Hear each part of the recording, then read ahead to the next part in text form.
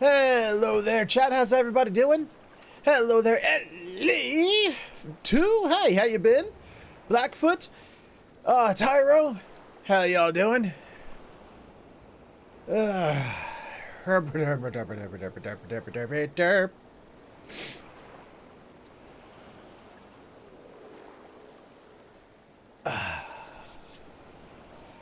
Let's see here. Nay and nay, biatch. Twitch says we are excellent. Streamlabs is running optimally. Chat is scrolling and the game is running. So, I think it's time we got this party started. I completely understand, Ellie. You don't have to apologize for that. It's fine. I get it. Alright, so let's go ahead and thank you, Bird, that's true. I'll talk about that in a sec, but let's go ahead and get this party started by doing what we always say, by saying greetings and salutations, everyone. My name is Featherhoof, and welcome back to another live stream of Final Fantasy XIV Endwalker. The best birthday gift Square's given me in a while. Because today is, in fact, my birthday. The day after Endwalker's launch, you know, December 8th. That's my birthday. Thank you, Liza. Appreciate it. Damn it. Damn. Fucking eyelashes. Alright. Where, I mean, I ain't got nothing planned for it. I'm going to tell you what I'm going to do. After this stream, I'm going to tell you what I'm going to do for my birthday. Hey there, Frag. Thank you very much. Thank you, Ellie, Shadowtail. My birthday's going to consist of me falling asleep with all my alarms turned off for once. That's what it's going to be. And then when I wake up, you know, Sydney's going to take me for a nice steak dinner. Blackfoot, unicorns, unicorns. Oh, thank you very much, Blackfoot. So, but that's later for today. That's later. I'm gonna start my birthday right. And that is, of course, by playing Final Fantasy XIV. You know,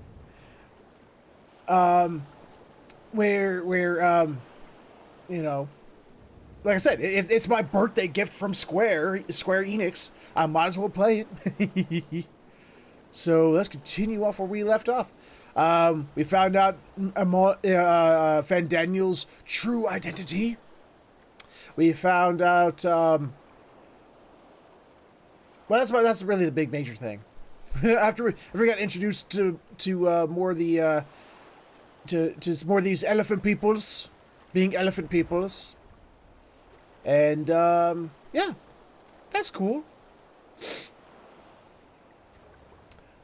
Fandaniel is none other than Amon from the Crystal Tower, from the Circus Tower, rather.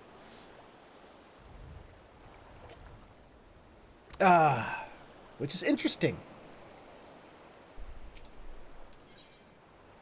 And the Amon that we fought in the Circus Tower, much like everything else inside the Circus Tower, was just a clone. Well,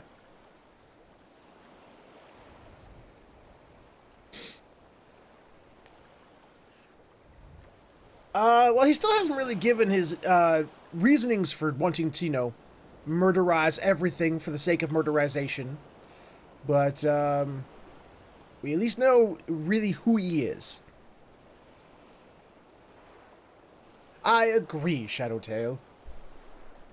So, let us continue.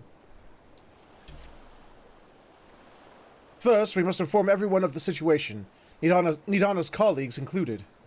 I'll call them together for a gathering, but I think it would be best if you were the one to explain. Oh yeah, and Nidana, the big elephant woman, she got captured. Her pendant worked. It stopped her from being thralled, but she got captured by the Fendaniel and you know, thrown into the wall. Oh, Nidana.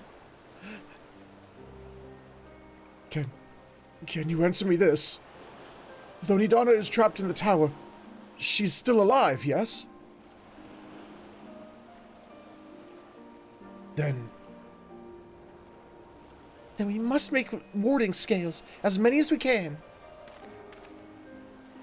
The prototype works perfectly. This Nidana proved at peril to herself. So let us make more scales. That she and all those who were taken might be saved. Aye. As alchemists, this is how we will win the fight.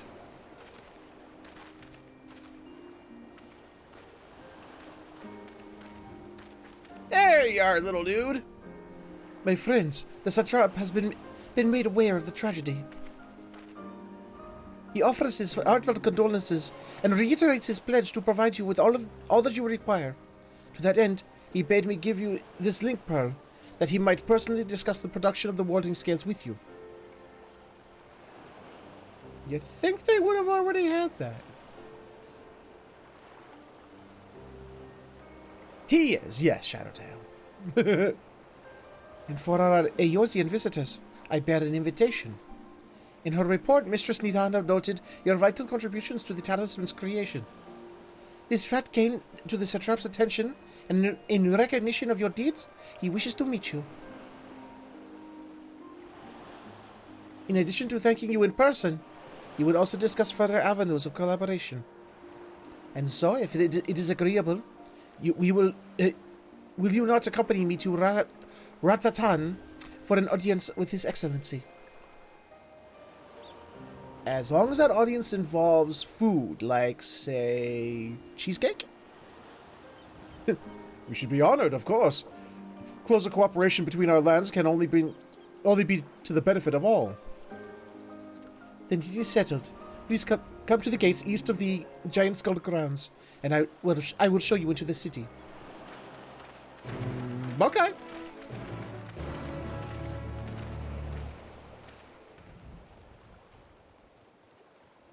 I still say that quest accepted theme for this expansion for Endwalker still sounds more like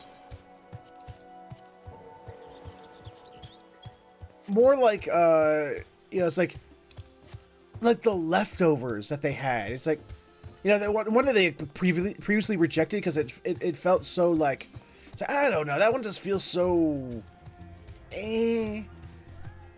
And then they were getting Endwalker ready, and then they were like, crap, what we forgot to get a quest accepted theme slapped together.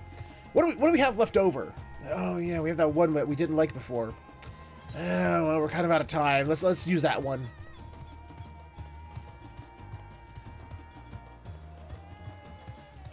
I don't know, man. I'm not warming up to it.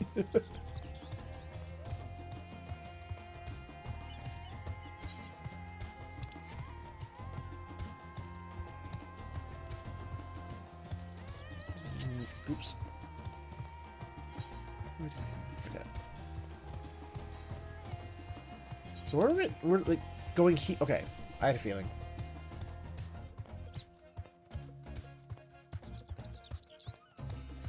Like it sounds like almost like the victory fanfare you would hear in like King's Quest. I don't know. It doesn't feel Final Fantasy-y to me.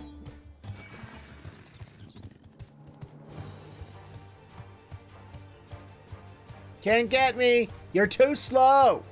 Even though I'm also really slow right now.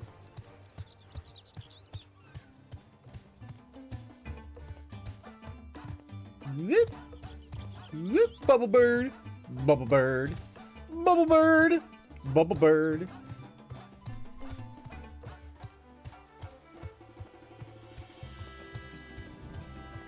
Bubble bird! Bubble bird!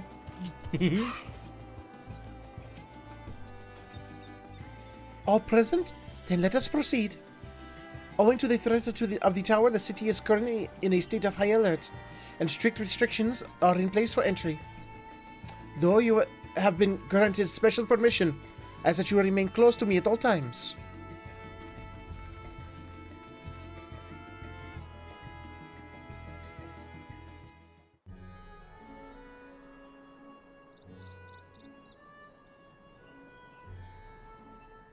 A vast rock squats upon Thavnair, and to its stony surface clings the city of XIV.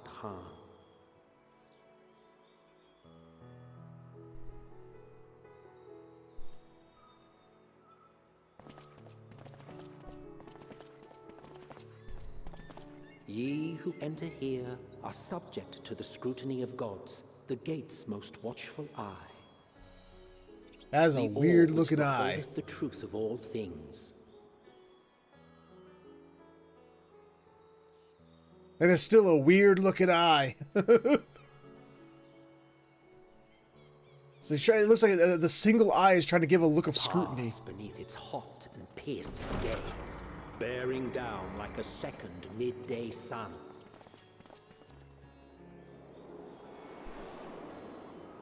Whee!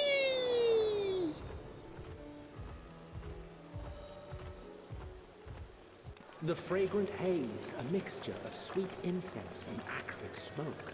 The cries of merchants mingled here with lively melodies accented by dancers' feet. Travelers seduced by vivid sound and colors were once swallowed up by patchwork streets. Huh? Sounds fun. Ilsabad, Radzatan.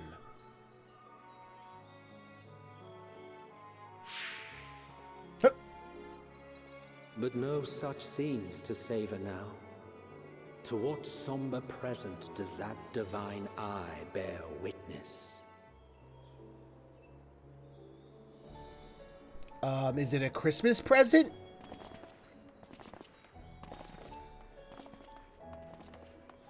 Hi, bye.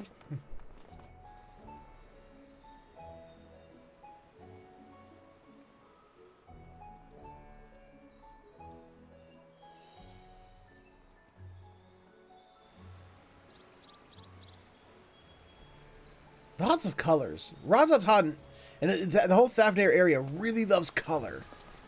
Here we are. Megaduta. Megaduta? Megaduty?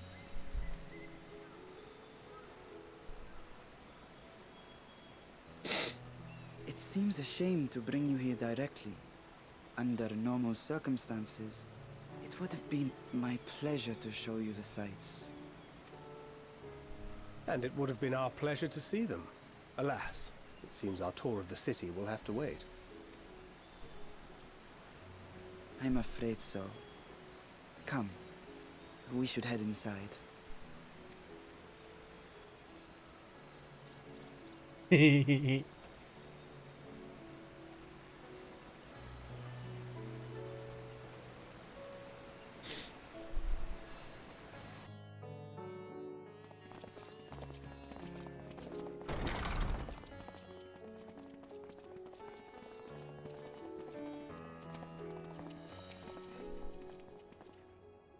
Your Excellency, may I present our honored visitors? You may. Ah, splendid. Most splendid. Allow me to introduce myself. I am Archaeon, satrap of Radzatan. Archaeon. Okay, sure. Yes. Can you actually find cans of RC around your area? Yes! You got a 12-pack of it downstairs. In the fridge.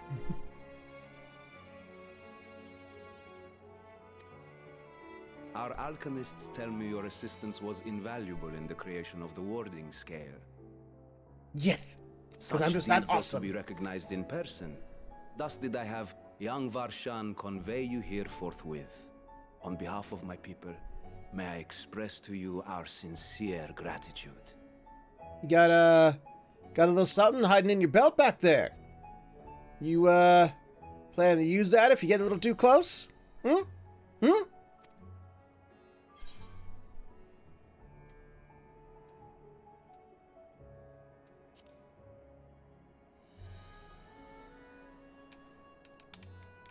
A regrettable incident indeed. Her colleagues insist that we honor her wishes and trust in the talisman, that it will be instrumental in saving Nadana and the others. Hopefully. I am eager to hear your opinion on the matter, so let us not stand on ceremony. Come, sit. I'm not seeing any cheesecake on that table, unfortunately. Or pizza, for that matter. I think not. This charade has gone on long enough. Show yourself. Forgive me, but were you expecting musicians, perhaps? There are no performers waiting in the wings at present, but arrangements could be made if you'd prefer. Nay, he hath the right of it. The time for artifice is past. Ah, I knew something seemed fishy. As you wish.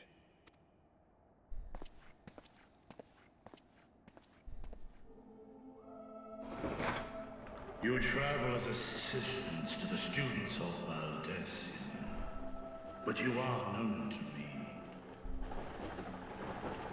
It's a Durgan! Even here have we heard of the Scions of the Seventh Dawn.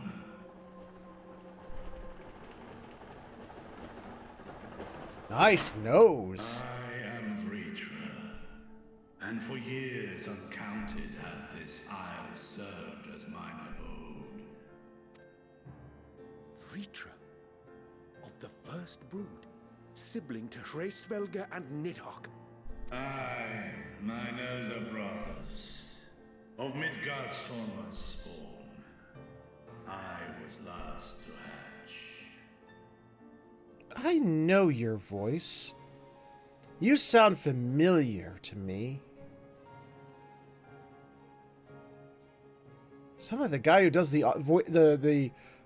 audio, what was it, like the radio play of The Hobbit that I have on my iPod.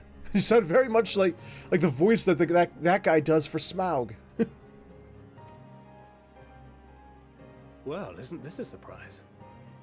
We were told Radzat-Han had an alliance with a dragon. Not that a great worm sat in the Satrap's own hall. A necessary subterfuge, as the true tale of our nation history illustrates most effectively. Yeah, I knew there was something about the whole Satrap thing. I knew it. In the beginning, the rock upon which our city is built was home to Vitra, and Vitra alone. In time, the ancestors of the Matanga came to the island and established a foothold. But never did they dare disturb the worm's lair. That sounded wise. Next to arrive with the Aura, adopting the example of their Akasodra allies, they too treated Vitra with reverence and respect. Also a good idea. And for many years, an understanding between our forefathers and the Great Worm endured. Until marauding heroes from the mainland came, threatening to shatter our peace and tranquility. How dare they? When it seemed all would be How drowned rude. in blood, Vitra himself came forth and quelled the rising conflict. A Hey there, peaceful Warby. accord was reached, and oaths sworn in Vitra's name. Thus began the dragon's governance of the fledgling state, which was to grow into Radzat-Han. But if Vritra is still here, then your position as Satrap is just... A charade, yes. And one which my family has performed faithfully for generations. How nice of you. Many envy the great worms their power. Were it known that I ruled here, then the fires of war would burn without end. I want to take, like, I want to file those big tusks down. I don't know why. It's like, they're not the same size as the rest of your teeth. You need to even out your teeth. Get a dentist in there. I would not be the flame which consumeth my people. Those few who join me in laying our country's foundations were, perforce, sworn to secrecy. Your eye. It was taken. Oof. 'Tis here, buried within the semblance of flesh. The body before thee is but a simulacrum, constructed by the finest artisans of Razatan. With mine eye nestled within, it doth serve as an inconspicuous okay, so vessel for my it isn't transformation that he was using, but it is a fake body, and he uses different fake bodies. Aha! I knew it. I knew it. That would explain why I felt the presence of a dragon upon our first meeting. I am woven with words fashioned to deceive such arcane senses. Though 'twas short-lived, it seemeth thy fusion with my brother hath left thee much altered. Estinian warm blood.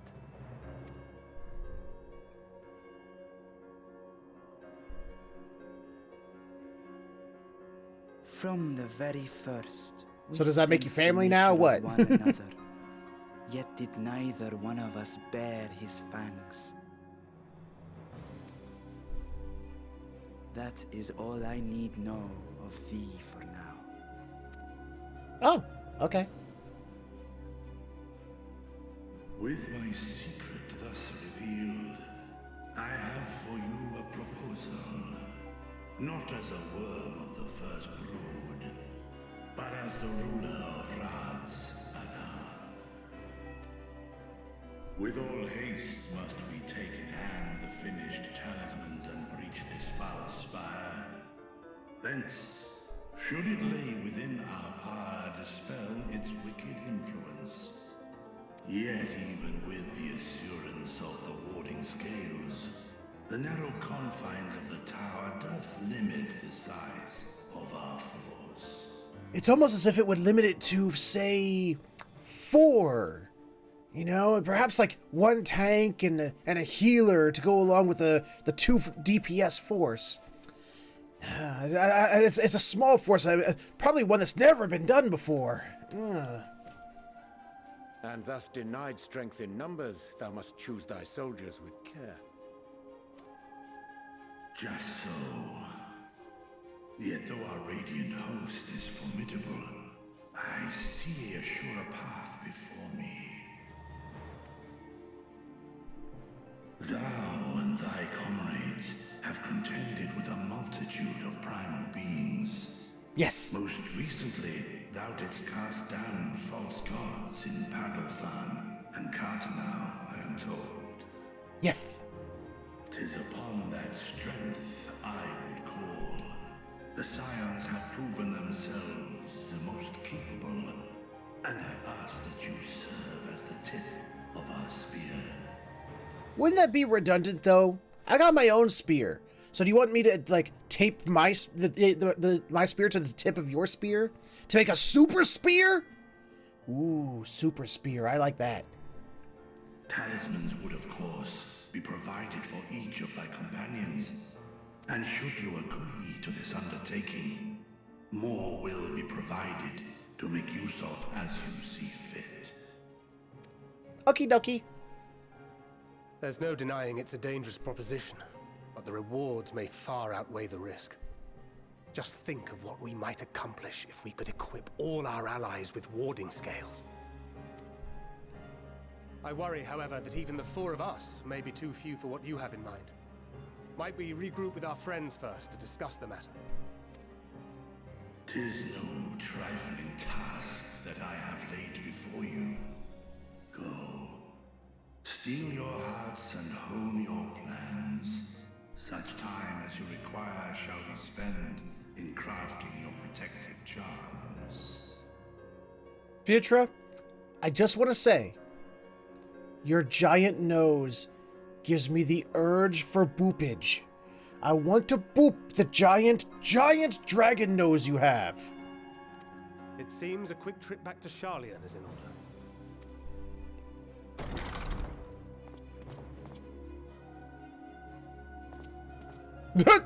Wilt thou not lend thine aid?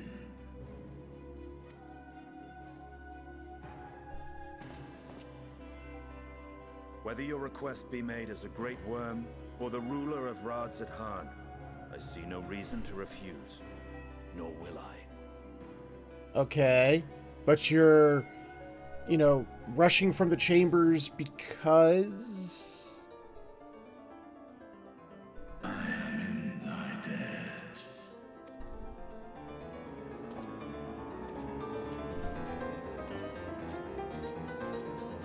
Jesus, piano guy, just calm down. Okay, come on, let's keep our music, comparable to the scene we're seeing at the time. Jesus. Piano guy got a little carried away there.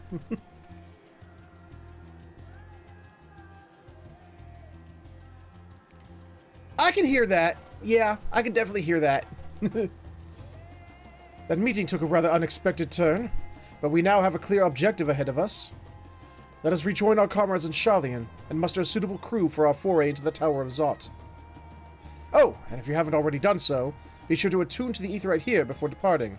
Unless you, of course, you enjoy violent nausea. Wait, can I go back into Razat Han proper and... I want to go back in Razat Han proper. Fine. Wait, what am I doing? I need to travel nowhere. I need to stop by foot. I need to go back to Sharlayan.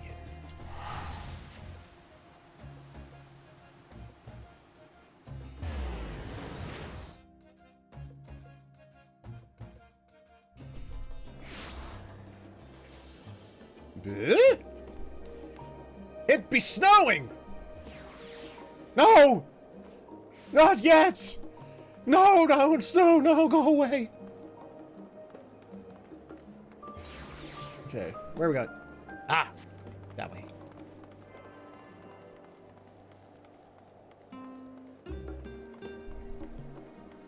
Oh, by the way, I did get my collector's edition stuff. I got my game, the full game properly registered. And I got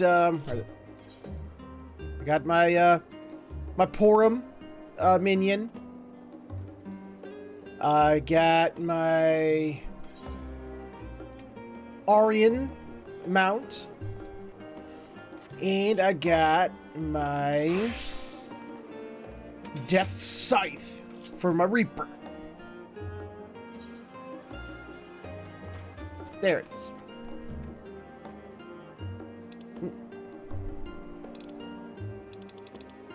See if we can get up. Spin that bad boy around. So I'm happy with that. Here, this one shows it off better. There you go.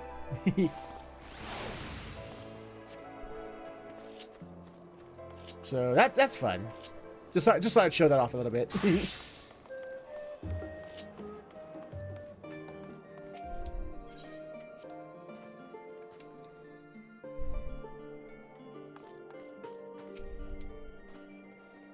Just as I was getting used to balmy Thavnair, we're back in chilly Sharlayan. Take care not to catch your death, eh? We need you for the battles to come. Now then, your investigation here remains, but when that's over, we can take stock of all the developments and discoveries. Okay. Oh man, we were so close to the end of the Thavnair situation. I should have just taken the extra 10 minutes yesterday and finished it off.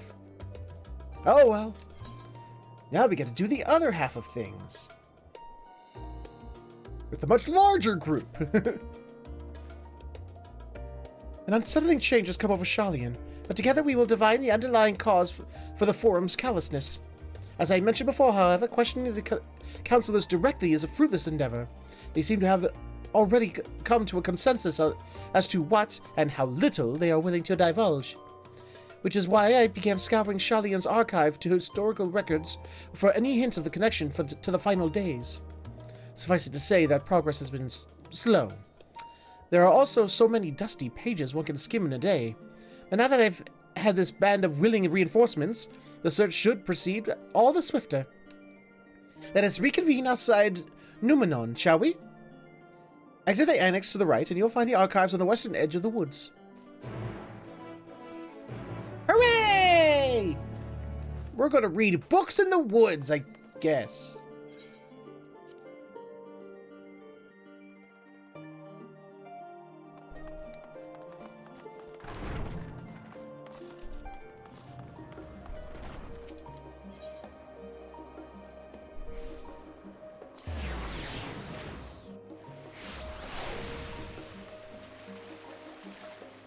Oh, yeah, just they have their own little forest here. How cute.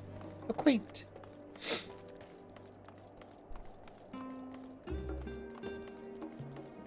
They do. And I don't know if you saw the descriptions of them, but of the minions, but they crack me up.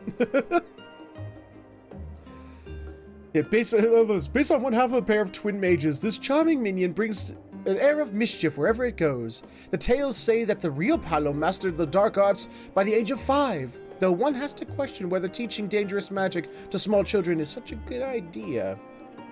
Followed by, created in the likeness of Porum, twin sister of Palom. According to legend, they were sent by their elder of the village to aid in the epic quest to save the world, which seems like a bit of a tall order for 2 5-year-olds. Perhaps the other mages had more important matters to take care of.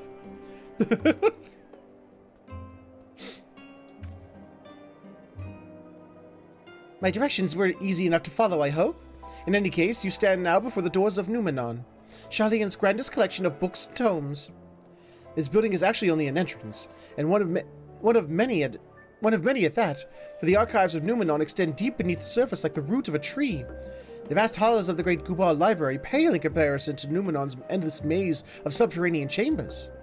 Any citizen of Sharlayan is free to enter and peruse its shelves. Well, most of its shelves. Only Archons are afforded access to certain restricted vaults.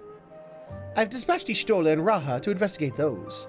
Meanwhile, Addisay and Alphino will help me continue my search through the stacks open to the general public. Your status presents more of a problem. As a non-citizen, you are only permitted to browse the first floor here at the entrance. Even so, there should be a number of books which touch upon Sharlayan's history on foreign policy. Your task will be to find and study the relevant publications. I promise you, a working knowledge of those subjects will make it far easier to spot the sort of clues we're looking for. Let us be about it, shall we? I've told the others to meet us at the stone benches over there once they've found some promising tomes. Happy reading! Ugh, these eggheads want me to read books. Reading sucks. I want to do stabby death. Brightly colored books? The title of this spy reads The Story of Sharlayan. Long ago, in a galaxy far, far away, on an island in the northern sea, there lived a Rogidan man by the name of Nunkrepf. Nunkrepf was a student of astrology, and he divined that a flood of terrifying proportions would soon sweep over the lands of Eorzea. So it was that he built a gigantic ship, assembled a crew, and set sail for the imperiled realm. The flood arrived as foretold, and to their horror, the strangely churning waters drove the people towards the ocean. It was there, however, that Nunkrepf's crew hauled them aboard his ark, but the danger had not passed. A towering wave approached, threatening to smash the vessel to pieces. With only moments to spare, Nunkrepf wove a mighty spell of teleportation and shifted the entire ship to safety atop Alabathia's spine. Oh, is that the ship that's up there? Oh, neat. Refugees from the surrounding regions huddled there alongside them, but it was not long before disputes over the dwindling supply of food led to violence and bloodshed. Saddened by the sight, Nunkrepf gathered to him his crew and his grateful passengers, and abandoned the ark to those reddened peaks. They journeyed to the coast, where they built a new ship, intent upon returning to the northern seas. They landed on the beach on an island, and settled upon that very spot. That settlement prospered and grew, and in time it became the city of Sharlayan. We live in to this day. So I'm now an official healer. I have been in a dungeon where a black mage ran ahead of the tank. So no use for him. He was so puzzled when I let him die.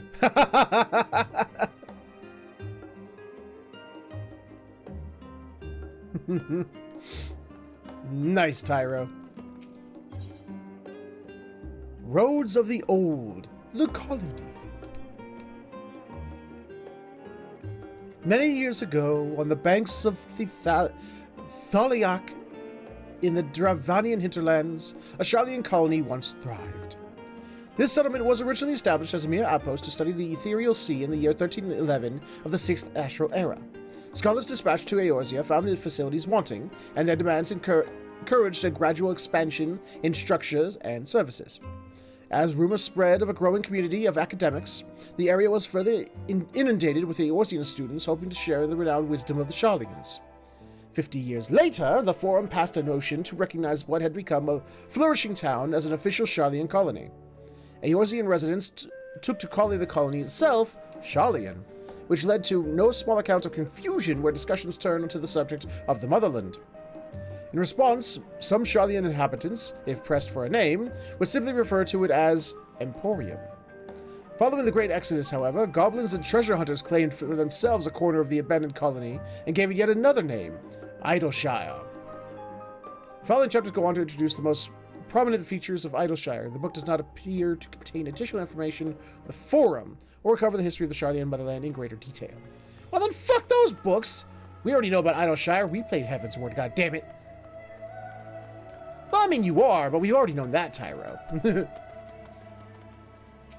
The voice of a growing city. In the years which followed the founding of Sharlayan, civic policy and other matters of import were decided at the Ecclesia, a public forum at which every citizen was eligible to speak. As the city's population grew, however, this format became increasingly impractical. The larger number of participants gave rise to even longer debates, resulting in significant delays in vital resolutions. Various measures were introduced in an attempt to curtail protracted discussions, but in the year 201, in the 6th Astral Era, it was ultimately decreed that Sharlayan would transition to a new form of governance. The nation would now be led by a body of 99 members, citizens chosen from amongst their peers by means of a nationwide vote. Thus was the Forum, as we know it today, conceived and created.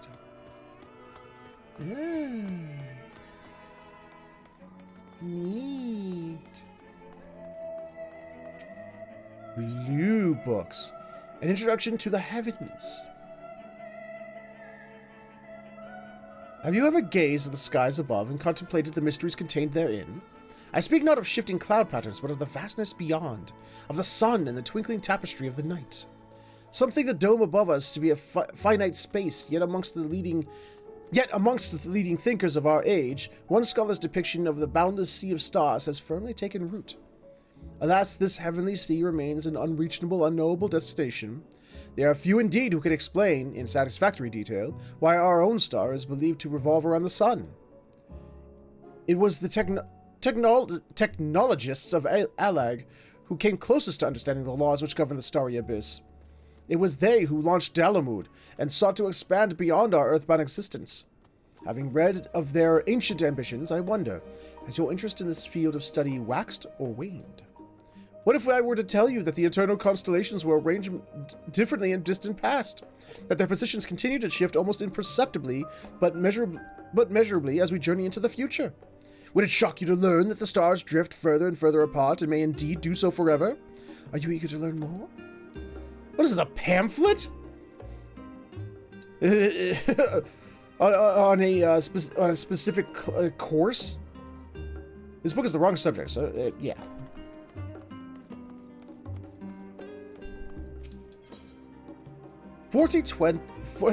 Forever 20 Summers. My beloved seekers of knowledge, have you ever put learning before your health and neglected to feed the rest of your body as you should? I, too, once engaged in foolish practices, but one night, engrossed in philosophical study, I had an epiphany. For all the world's mysteries that drive us to reckless abandon, we have so very few years of life in which to achieve our goals. Thus do I share with you this mantra: I am forever 20 summers young. The number itself is unimportant. You could be 19 or 23 or 40. Whatever age you are when you discover this manual, let that be the age you aspire to remain. Though mindful, healthy living will you extend... Through mindful, healthy living, will you extend the time available to spend upon your chosen research. Another day, another moon, another summer to grasp the greater truths you peruse. In the pages that follow, we will explore the secrets of maintaining one's physical condition from a biological, ethereological, and arcane viewpoint. Goes to one more subject.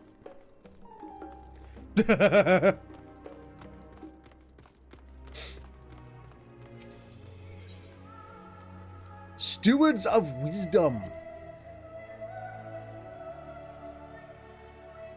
During the chaos of the 6th Umbral Calamity, Archaeon Nyunkremph, founder of Sharlayan, bore witness to the madness and savagery of man brought to the brink of despair.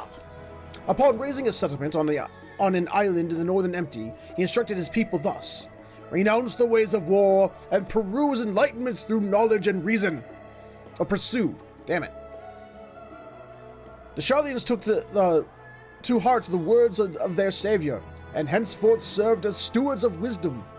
Upon a foundation of accumulated learning, they built a homeland unlike any other, a nation born from strength of minds rather than strength of arms. With knowledge of economics came shrewd trading. With knowledge of agriculture came bountiful crops. Engineering brought wells and sewers, ending squabbles over water. Wealth of expertise could be bartered for wealth and coin, and the more their wisdom spread throughout the world, the more mankind as a whole would thrive. And so it was that no matter the trials and tribulations of the age, the citizens of Sharlayan would live by their founders' teachings. For the sake of a better tomorrow, for the sake of a brighter star, they would eschew the tools of war, and with knowledge deliver the world. You've gained a fundamental understanding of Sharlayan history and the foundation of the Forum. Head outside to the rendezvous point and await your companions. Okay. I do that.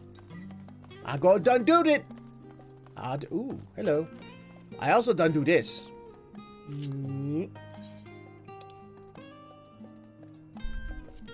There we go.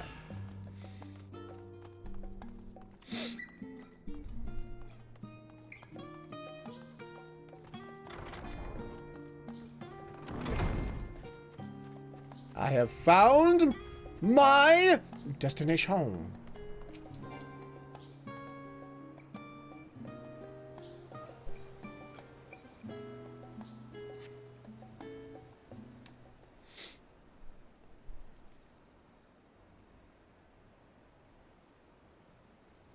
Hi. Sorry, were you waiting long?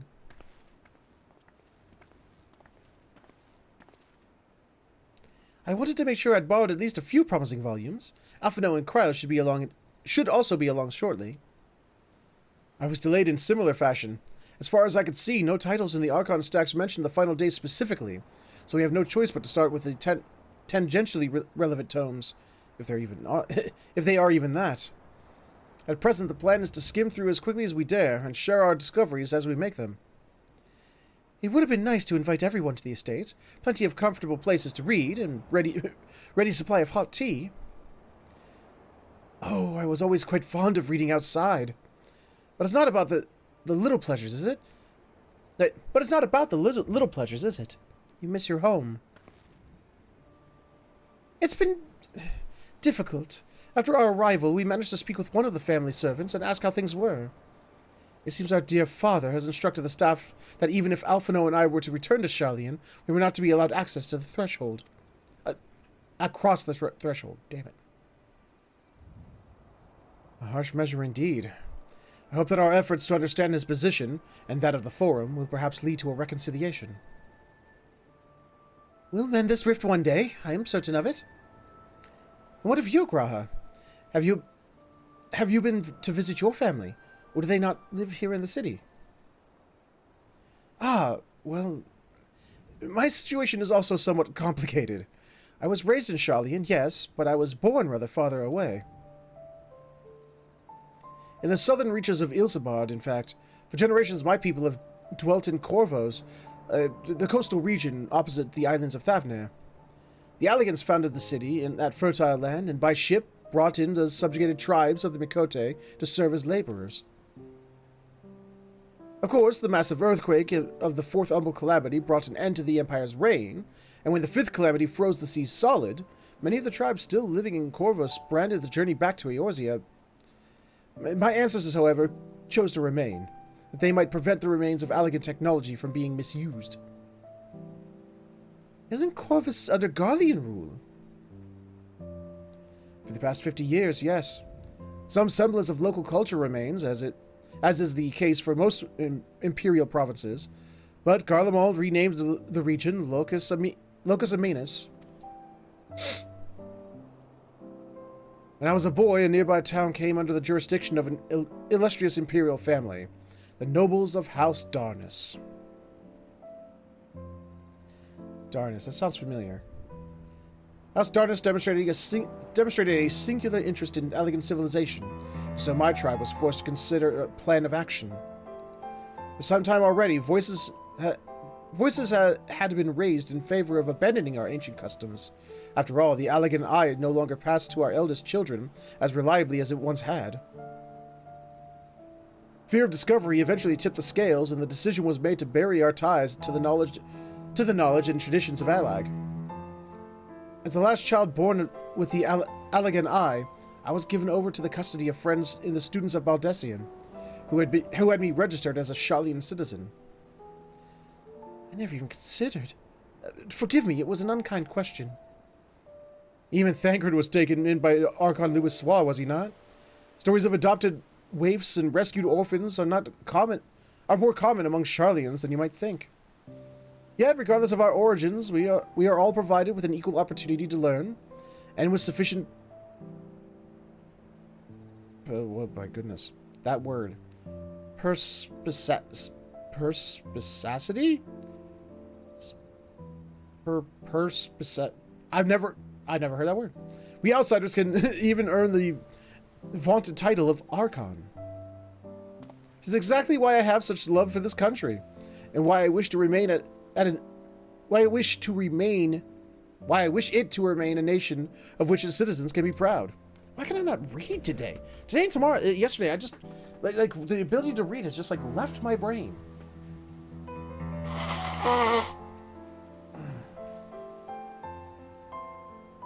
My eyes get ahead of my mouth, and it's just they fight with which word they want to say.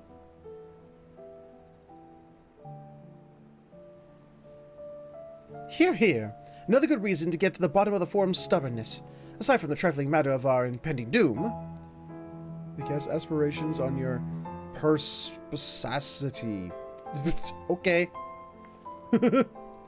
Excuse us while we try to make some headway into these books, Warren. More company should be arriving any moment now.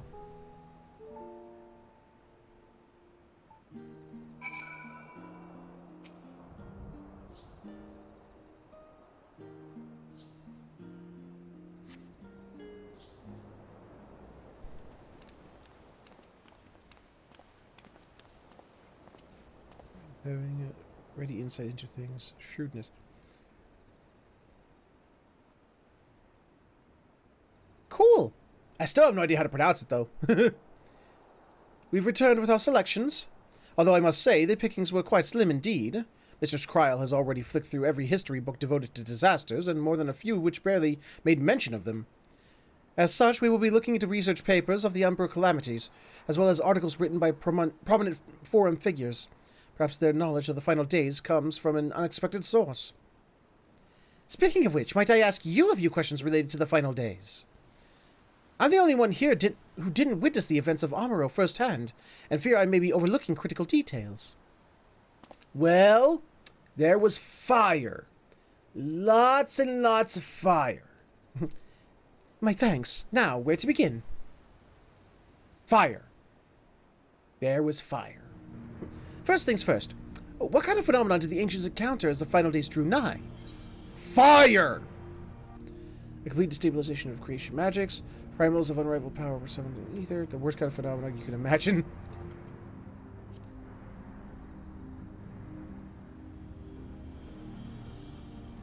Yes, the unfolding catastrophe wrought havoc on all matter of life. The chaos extended to the ancients themselves, causing their powers of creation to spiral out of control. Fear and despair manifested in terrible, tangible fashion. Meteors raining from the sky, fire erupting from the ground, indescribable abominations prowling the streets. That more or less aligns with my understanding. If only the arts of creation had survived until the present day, we might have had something substantial to analyze. To the best of our knowledge, however, these techniques were not preserved or passed on. Y'shtola surmises that the closest known magic is that of the summoning rituals promulgated by the Scions. Was there aught else of note which heralded the approach of the final days? Once, say began with a keening sound from the land itself.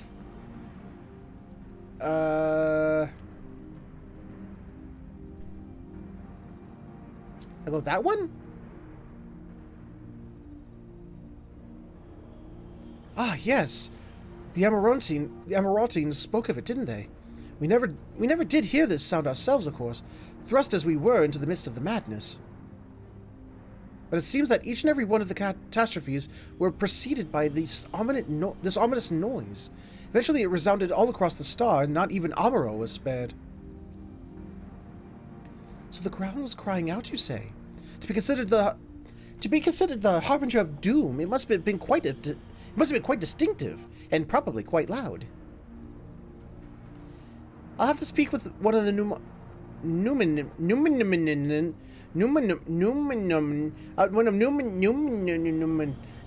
mammoths and ask after any books which make mention of such a sound.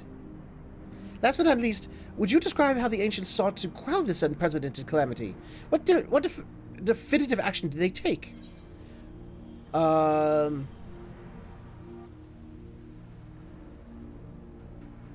Wait. They summoned... Wait, no. The calamity happened because they summoned Zodiark, and then they summoned Hydaelyn to try and quell it? Wasn't that right? Or do I have it backwards?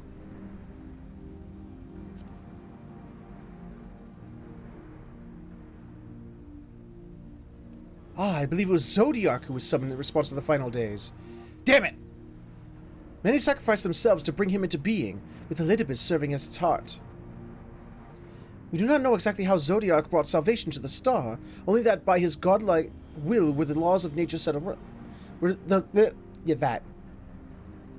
Then, once the balance was redressed, the ancients offered up a further sacrifice to heal the ravages of the final days. Lives sprouted anew, and it was these fledgling souls they intended to render unto Zodiark. A trade that would have allowed them to resurrect the shades of loved ones absorbed by the primal. Or might have had Venat and her fellows not manifested their manifested their opposition in the form of Hydaelyn. 2 out of 3 is not bad. I got a C. That's fine. Thank you, both of you, for the detailed review. I feel much more confident now than in my understanding of events. With all that freshly in mind, it does make me wonder what the Telephroi truly mean when they speak of bringing back the final days. We've seen what they're doing with those towers of theirs. Is forcing people to summon primals a kind of catalyst? Are they attempting to mirror the conditions caused by unstable creation magics? Or are they simply using the final days as a figure of speech? A convenient metaphor for the scale of destruction they plan to unleash? But this is all just pointless conjecture at this stage. Let us return our attention to the forum, shall we? We should keep an eye out for Y'shtola, but it 'tis time we began studying these research papers. No, not studying! Can I just cram right before the final exam? Come on, I can just cram before the final exam, right?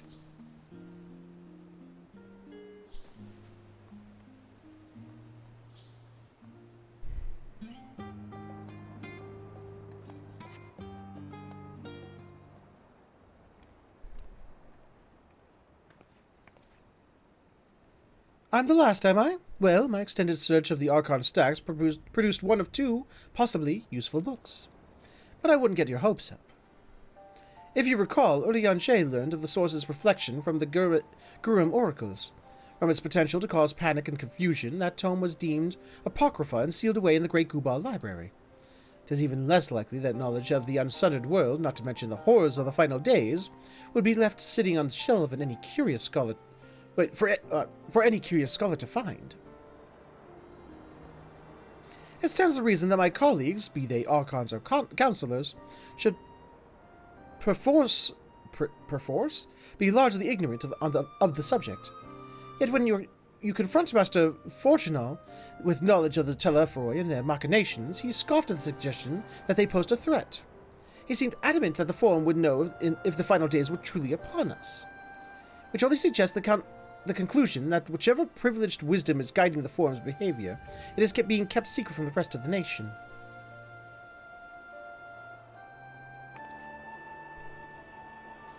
Not that I mean to excuse myself from reading duty. Whether they contain mention of the final days or no, these books could yet hold something of value. You weren't thinking of leaving, were you? There's plenty of work for everyone. Oh man, they're gonna find out I can't read!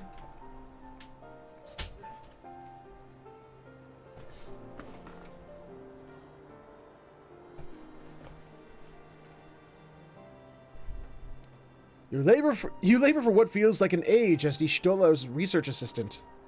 I can think of worse jobs.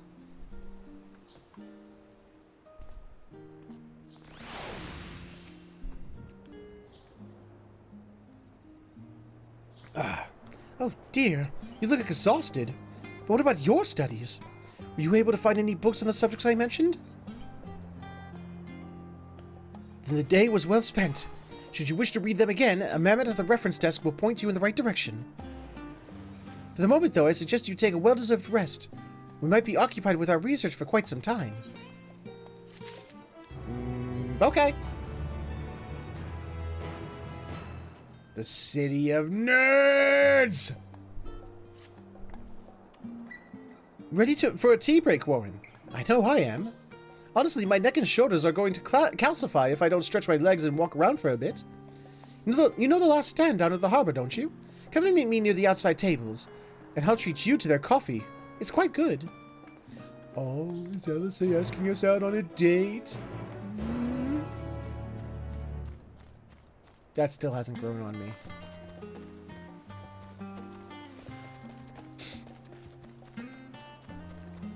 We're coming, LSA!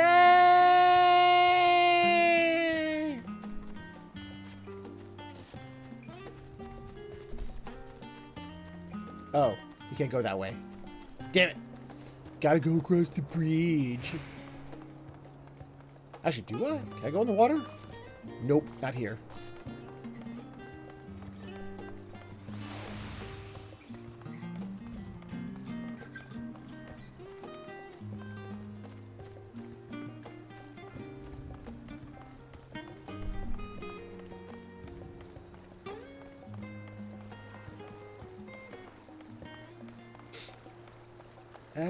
There she is.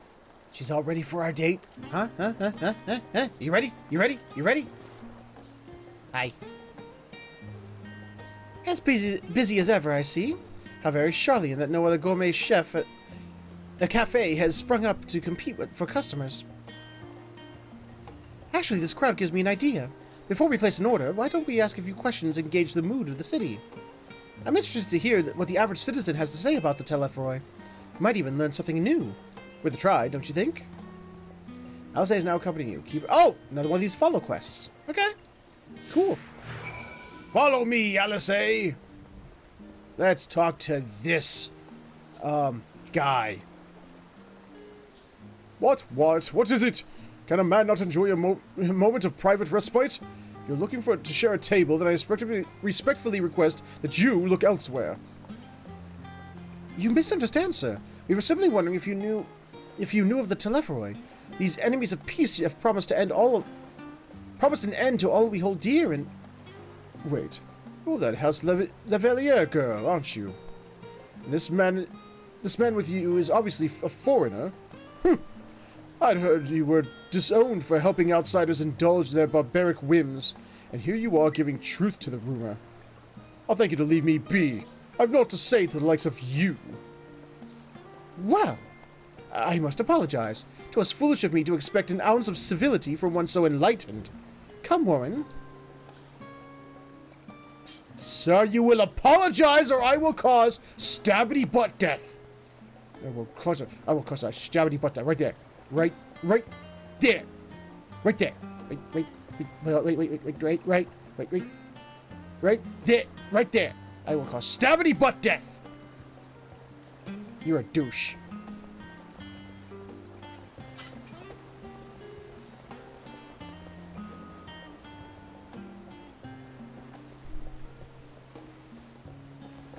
Beat him over the head. But that's not nearly as fun. Fun. Wait. Here. Bit. I'll beat him. Does this count? Does this count as beating him over the head? Here. Blap.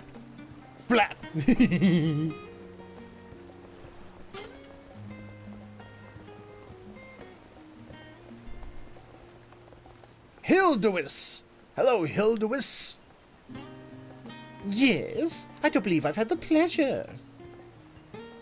Pray excuse the interruption, but we were hoping you might share your thoughts on the Telephory and their unconscionable plans. My goodness, if it isn't the young Miss Levelier. My apologies, but I work in the offices of the Forum, and if word reached Master Fortunal that I was helping you... I see. We're sorry to have bothered you. Dick on! Apply directly to the dick.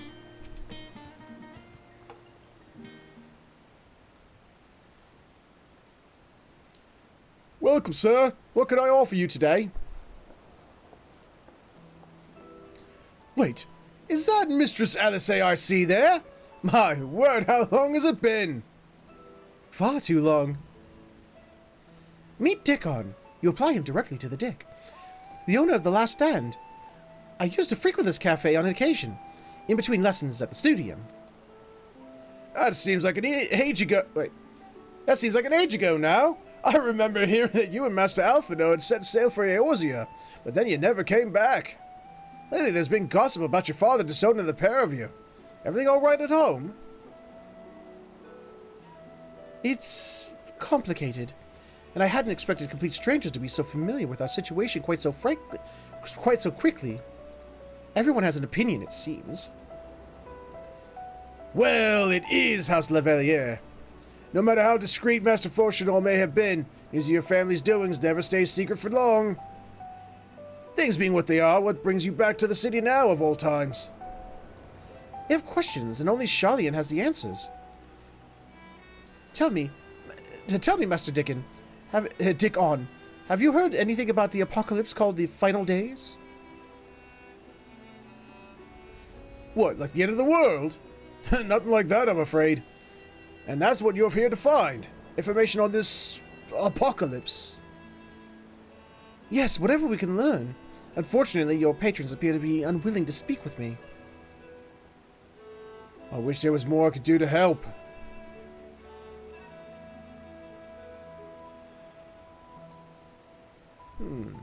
But maybe there is. You have visited a Sharlayan, aren't you? Then few will know your face.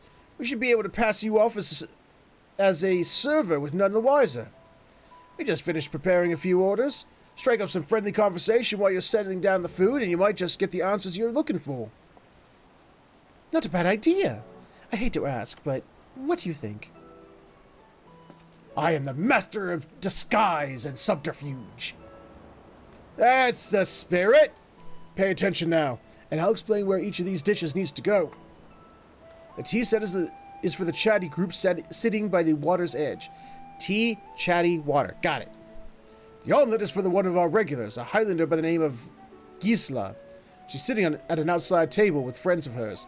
Omelet, Gisela. Got it. Behind them, you should see a Makote gentleman. He ordered the oven-baked lobster. Got all that? If you're not sure, just ask and I'll explain again. Good luck. chatty group by the water. Oh. Okay. Let's see.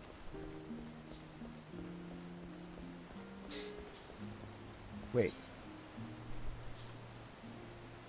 There's only one marker. Okay.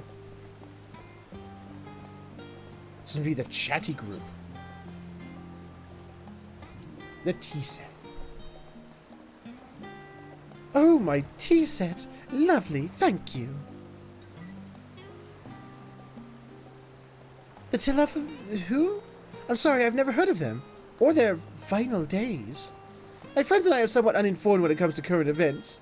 Now, if you wanted to hear about ritual arcane practices of the 6th Astral Era, common or esoteric, then I'd be happy to talk your ear off. Okay. Gisla. That was the third one, wasn't it?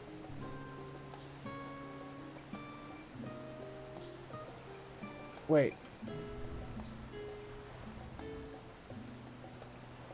Damn it!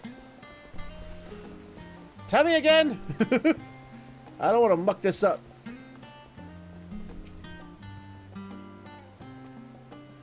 Oh, okay. Gisla can see. Oh, got it.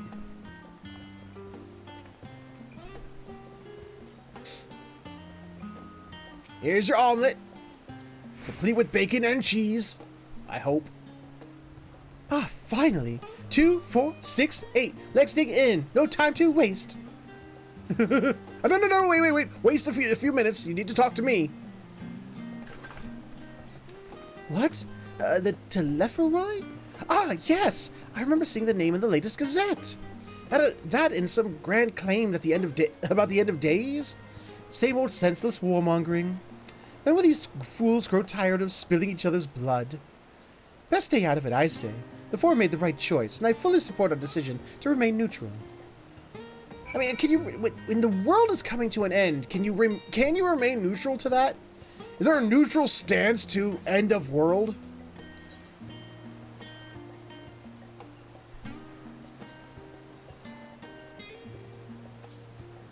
At last, the oven-baked lobster is mine!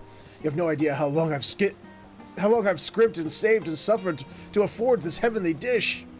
Jesus, look at the huge thing. It already looks partially eaten. Who ate the tail off of it? Well, the tail meat, at least. The final days. This is the first I've heard of it. Although, that would explain why my friend has rushed off his feet. It must be a busy time to be a cleaner. You don't know what a cleaner is? They're collectors of sorts. Travel the world procuring things that we haven't got there in Sharlayan. Priceless books, unusual life specimens, and so forth. So named for those folk who trail after the reapers in the fields, picking up every grain which was missed. Aye, by all accounts, gleaning is a most meticulous and demanding profession. If these Telephoroi make good on their audacious threats, then many uncategorized rarities could be lost forever. Why else would the gleaners be buzzing about in such a frenzy? Watch the harbor and you'll see what I mean. They're carting loads in from the docks all day. It's never been this hectic before. Not like this. Oh, really? So they're going around the world stealing shit. That's not very nice.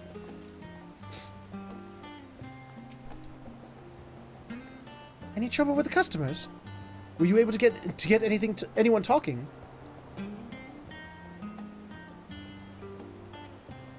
Interesting. They seem unaware of the final days, aside from whatever vague news the gazettes are printing. Even Dickon had nothing to offer, and he's the best source of gossip in the city. If the Forum does have secret knowledge, then they've done an impressive job of ensuring no one whispers it in the wrong ear. In any case, thank you for playing the part so well. Here, the cup of coffee I promised. That cup of coffee looks so mysteriously like a can of A&W root beer. It's delicious. Well, let's enjoy our drinks somewhere else, shall we?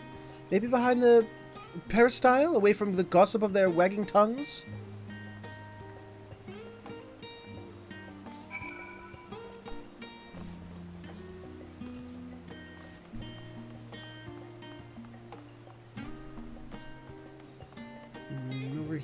here? Oh, there you are.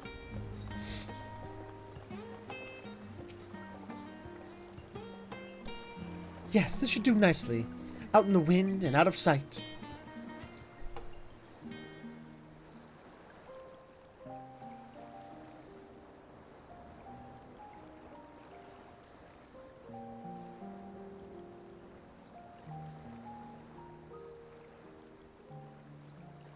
When our father disowned us, I couldn't believe what I was hearing. It wasn't until much later that his words began to sink in, that I began to feel the weight of what it meant. Do you remember when the decision was made to come to Sharlayan? I do, yes. Graham To said each that their own, the Fallen Shadowtail. was determined to keep us in the dark, and that Father's venomous performance was part of that strategy, to keep us at arm's length. Perhaps it was. Father argued with Grandfather on many occasions, but never with such dismissive contempt. And when he demanded what justifies the sacrifices we make in war, I honestly didn't know what to say. Neither did Alpha know, I know, but never for one moment did I believe we had made the wrong choice. So all I could do was fume silently. It was only afterwards that I realized how childish I had been. How being stubborn and self-righteous must run in the family. It does seem that way, yes. If I could have just mustered a civil response, then things might have turned out differently.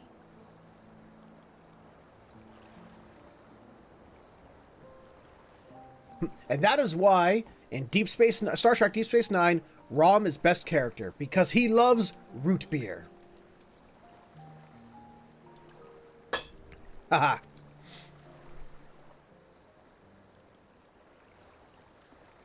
And what are you doing?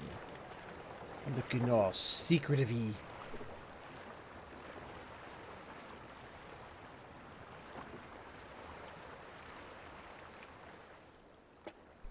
They must be ferrying goods to Labyrinthos.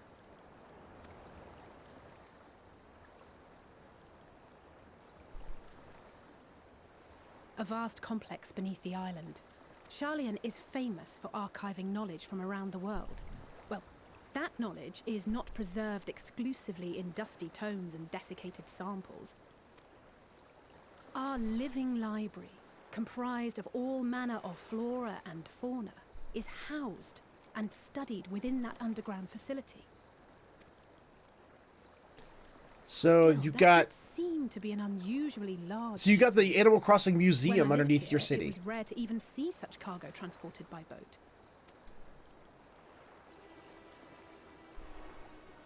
Wait, didn't you hear something in the last stand about the gleaners coming and going more than usual? Yes. Well, I think they're the ones we saw manning those boats.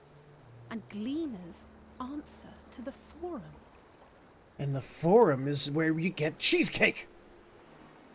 The Yes. appearance of the Telophoroi prompted this sudden burst of activity. Then Labyrinthos may hold a clue as to what the Forum is planning.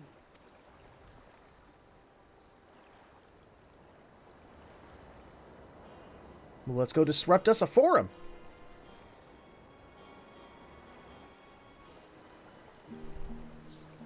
We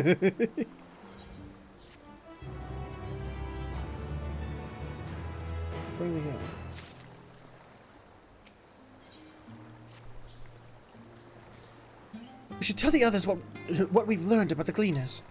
Go on ahead to Newman, and I'll join you in a moment. Master Dickon will want his cups back. Dickon, applied directly to the dick. Dickon, applied directly to the dick. Dickon, applied directly to the dick. I'm sorry, I can't get over his name. I'm sorry, I can't. Dickon, it's right there. Dick on.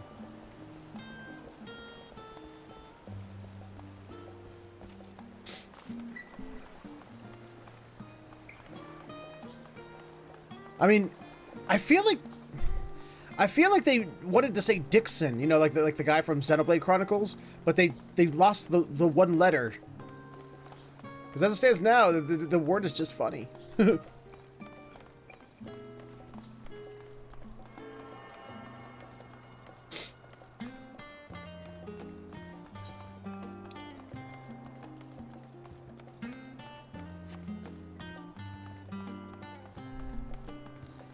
Giorgio. Hi, Giorgio. Bye, Giorgio.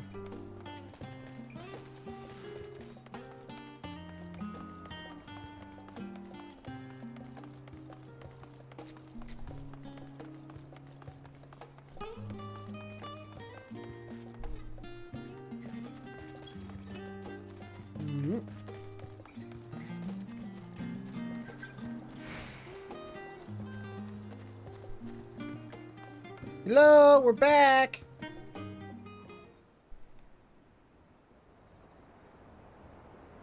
Welcome back, woman.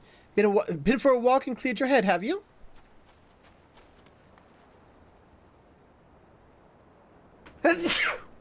Sneezes. Not exactly. We did some impromptu investigating and turned up information on the Gleaners.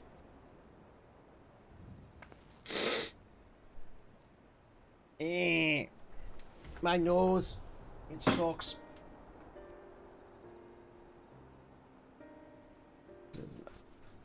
I know, right? It makes sense. The Gleaners take their requests directly from institutions and bureaucrats. But as you say, they ultimately answer to the Forum. Thank you, Shadowtail. A sudden and significant increase in Gleaner traffic and in cargo. It certainly gives the impression of an overarching plan, but being put into motion. Let us see what theory we can build from the facts. As you observed earlier, Numenon's archives appear to contain no information concerning the final days. Coupled with what Warren and Alisay learned at the last stand, we can be reasonably sure that most Sharlayans know nothing of that particular period of ancient history. Yet my father and his colleagues are not only familiar with the final days, but are also somehow certain that the destruction being perpetrated by the Telefroi is wholly unlike those apocalyptic events. Moreover, the Forum claims to be so occupied by a duty of such pressing importance that they saw fit to unanimously deny Eorzea's request for aid. And now the Gleaners, official agents of the state, have been mobilized on an unprecedented scale. I do not think it a stretch to conclude that the Gleaners' recent activity are in service to the Forum's secretive ends. In which case, our next course of action seems obvious. We visit Labyrinthos and assess the situation for ourselves, and if we're lucky, the Gleaners will be far more receptive to our questions.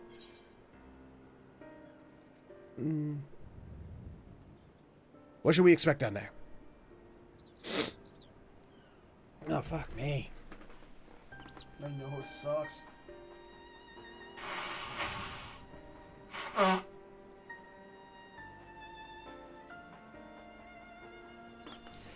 Oh, I would hate to spoil the surprise. As for myself, there are a few more subjects I would like to research. I may join you later, but feel free to leave behind your borrowed books and be on your way. I'll see to it that each is returned to its proper place. That would be a great help. Thank you, Raha.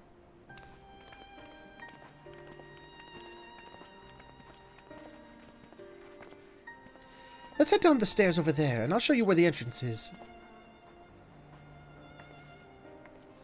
You know what it is? I know what it is. God damn it. I did not take my allergy pill today. I should have taken that when I got home from work, and I didn't. Give me just a second. I'll be right back.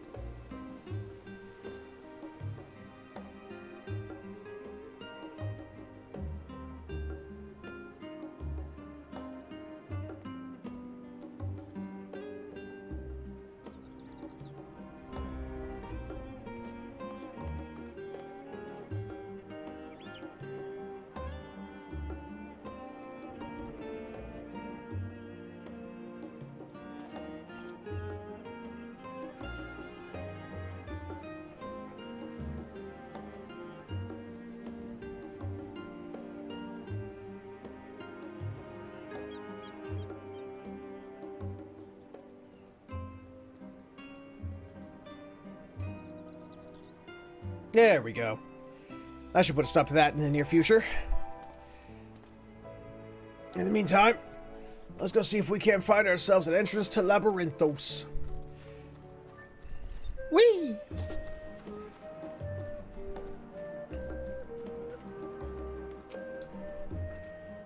Ready? Labyrinthos is not too far from here, but you may find the path a bit disorientating. I'll take the lead, so stay close. Follow what I'll say and try not to fall behind. I'll do my best. Off we go then. Okay, go ahead. Okay, seriously, how could I not fall behind? Seriously, how could I fall behind at all? She's moving slower than walking speed. Oh my god! It's pleasant here amongst the trees. But we really should move along. I'm waiting on you! But we should move along. Go! Move! For the love of God, pick up the pace. Now we run. Try to keep up.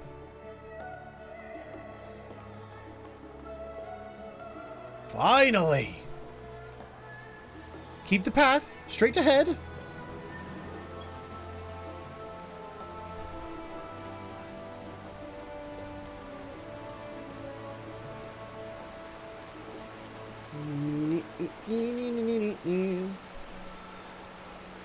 I thought she said it wasn't far. We're going to the other side of Sharlayan?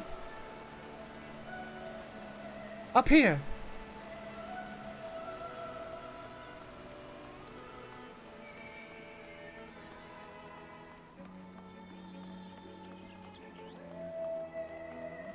I know, Bird. I hate it.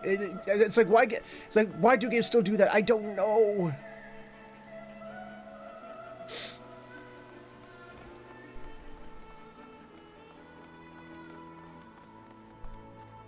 Ha!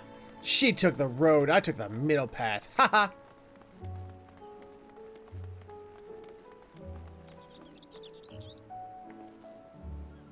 Here we are. Through this door and down the stairs. You did remember to attune to the shard back there, didn't you? It will make your life much easier if you need to come back in a hurry. Otherwise we should keep moving.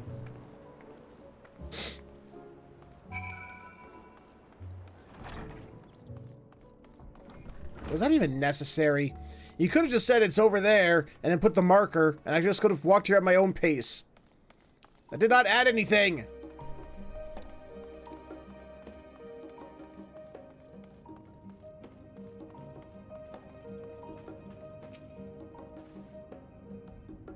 We're all here now, yes? I've taken the liberty of securing permission for our group's descent. Right, everyone onto the lift and down we go.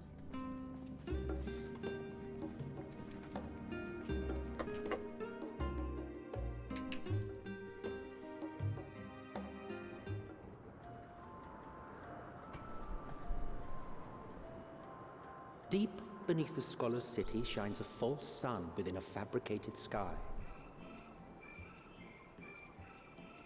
This music's creepy. In any age exist those who consider the floor an extension of their bookshelves, and this vault's architects surely belonged to that special breed. If the stack grows too high, start a new one. If no room remains, then make more rooms. A simple solution at first, and then bit by bit, a profound transformation. Knowledge, buried beneath knowledge, a growing, creeping labyrinth from which there is no escape.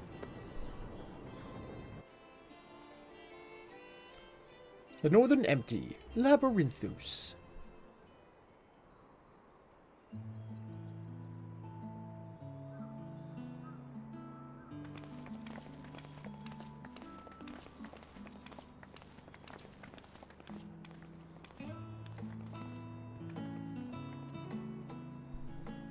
Not what you expected. I must admit, the artifice is very convincing. But I assure you that we are beneath Sharlayan itself. The breeze you feel, the flowing waters you hear, all created by the hand of man.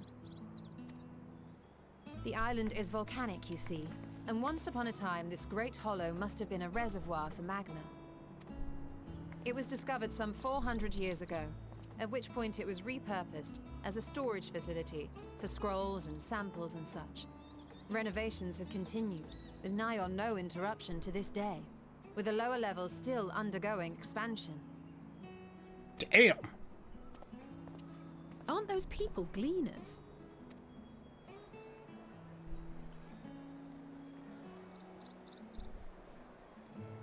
Aye, judging by their dress. They are said to work alone as a rule, but 'twould seem that rule is being enthusiastically broken today. Well, I mean, rules are made to be broken.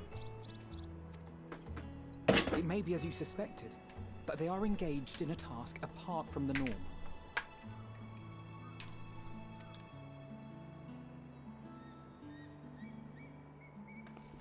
Let's spread out and get some answers then. Okie dokie, Tyro. You take care, Bo.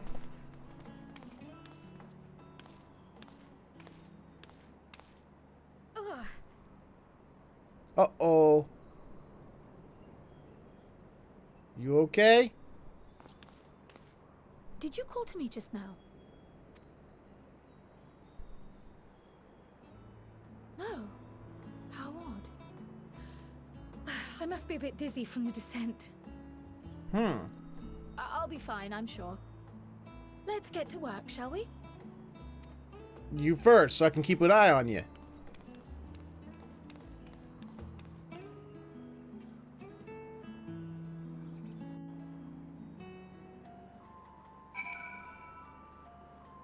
Oh, dear God, we gotta listen to that song this entire area?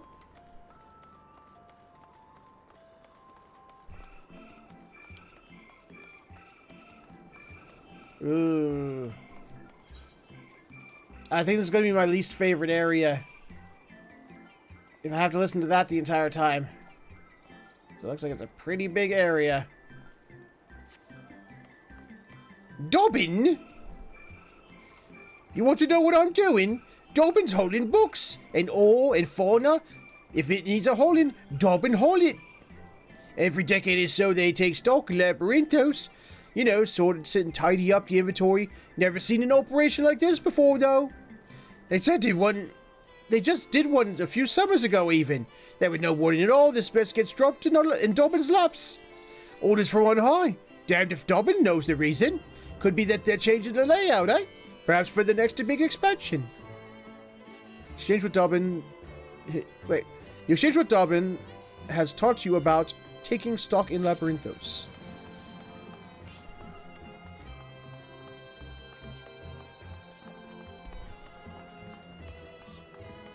Okay, the music's not as bad as it goes on. Just when it starts, it's creepy. Let me think. The Rhea seeds should be item 1058. Human seeds 1059. Snurberberry 1066. Oh, were they 1061? Ah, my head feels like it's stuffed with maca grass. Why more loads to take out than carry in? Why do all this at once and risk mixing it up? What if someone mistakes the Corthian carrots for the Garabanian carrots? What then? So, large shipments coming in and out, huh? Was he once a horse? Buddy boy! Is that a buddy? Yeah. It's Buddy Boy, yep. You're here to help or give me headaches. You're here to help or give me headaches, because you don't have the look of a gleaner, and I'm in no mood for idle chatter. One of my colleagues was so exhausted he took a hot tumble and crashed into a pile of crates. Now I have a pack of mammoths running loose. Okay. Do you want me to set my cute justice upon them? Ooh! Mine. Gotta grab.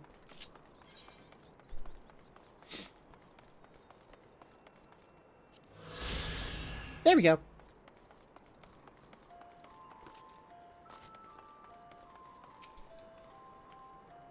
Any luck, Warren? What tales did the Gleaners have to tell?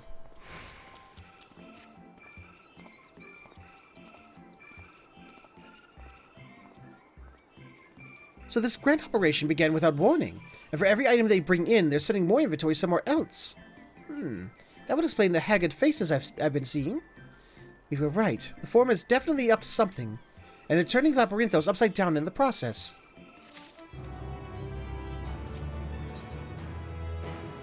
Oh god. We would do well to learn more of what specifically the cleaners have been tasked to do, as well as who has tasked them to do it. If you're game, Orin, I have an idea. Tell me. Didn't one of the cleaners you questioned say something about escaped mammoths? Perhaps if you were able to help him capture said creatures, he might be inclined toward a more friendly and enlightening conversation? In the meantime, I will turn my charms upon this gleaner here. We can compare notes afterwards. Happy hunting!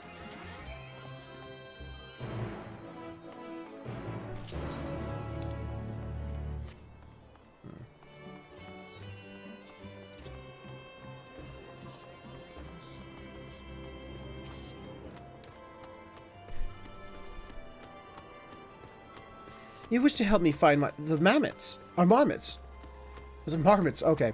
I have nothing suitable to pay you for your services, but if you're offering out of the goodness of your heart, I'd be welcome the assistance.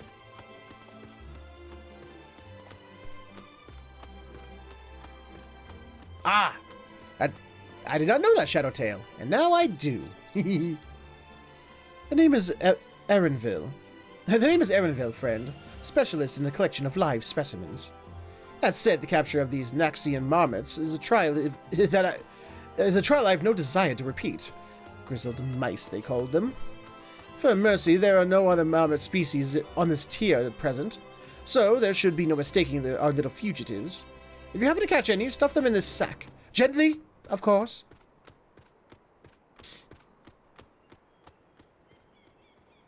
Can you stomp any louder, little thing? Where to begin, you wonder? I have not seen any scampering around here, so we'll need to widen the search into the surrounding forest. Be on your guard. There are beasts out there that won't hesitate to prey on a marmot. Or you. Shut up with your tiny little feet of stompage! All sorts of trees to the west. The eastern part of the forest is all yours. Good luck. Good luck.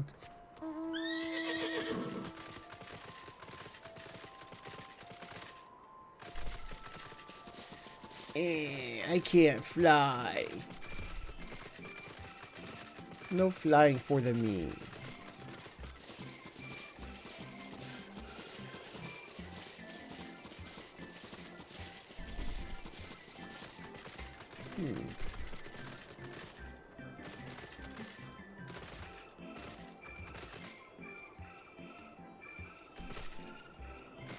Oh! There we go.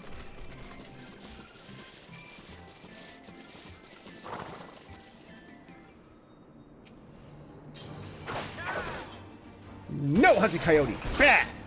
I murderize you!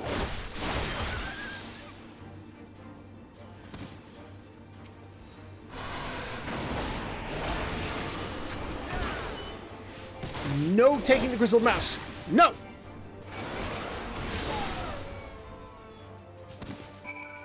I got you, little buddy. Oh, look at you, you scared stiff. Oh, I got you. Chirp! Squeak. Hey! Barely have you readied the sack when the grizzled mouse scampered off into the underbrush. So it wants me to kill it. I understand. That's what it wants, that's what it will get.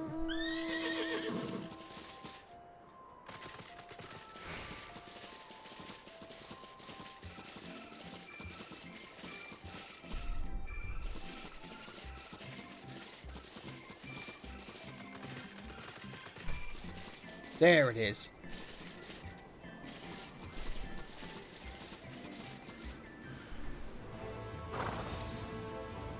No.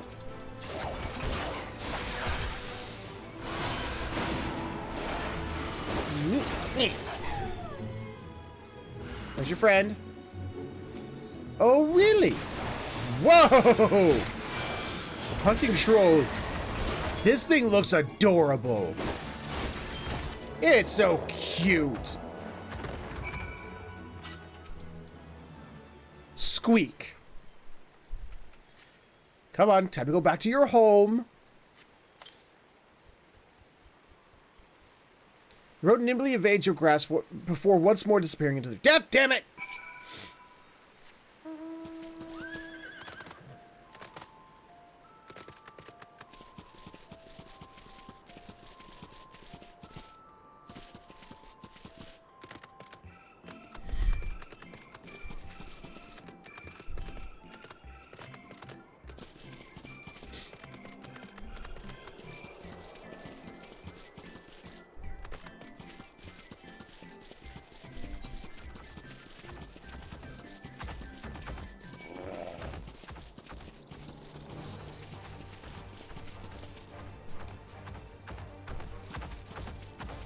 Leave me alone!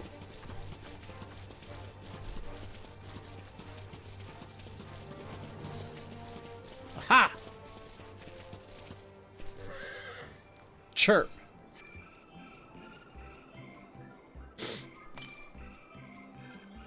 Squeak, squeak. More prepared for its speed this time, you succeed in closing the sack over your elusive quarry. Yay! I'm best.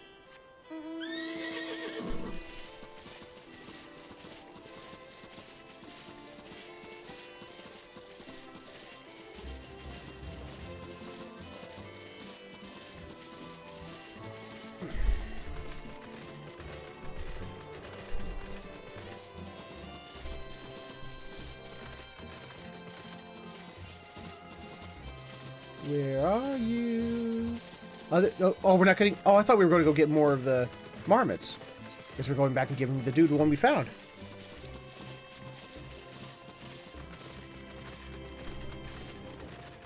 There you go, dude. Got a present for you. How did you fare? I tracked down 3 of the pack, which leaves 1 unaccounted for.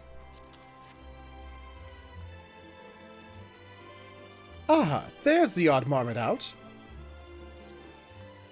Wait here a moment while I put our friends in a holding cage.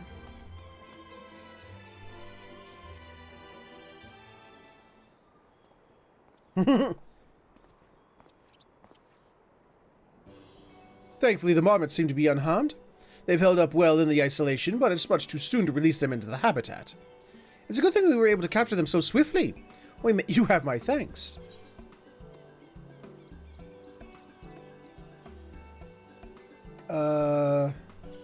Let's just be blunt about it, I guess. Why, the authority in charge of Labyrinthos, now and in perpetuity. The same officials who have had us working day and night of late. The honorable members of the Forum. Who else? Suitable for consumption and easy to breed. Those were the 2 conditions I was given for the stock I was instructed to procure. I don't know what the Forum has planned for these creatures, but at the very least, I doubt they'll be served for dinner today or tomorrow.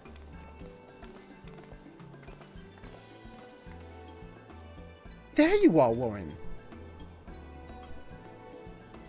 Is this the cleaner you mentioned? The one who was looking for lost marmots? Interesting company you keep, friend. Who are you folk, anyway?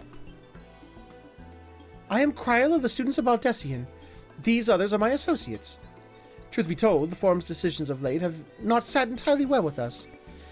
That is why we made the descent into Labyrinthos. We hoped that by seeing those decisions put into action, we might more fully understand their reasoning.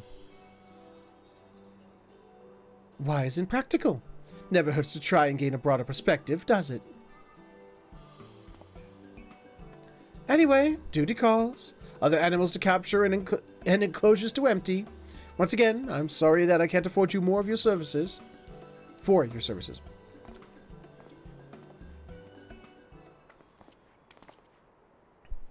Did you learn anything new from your friend there?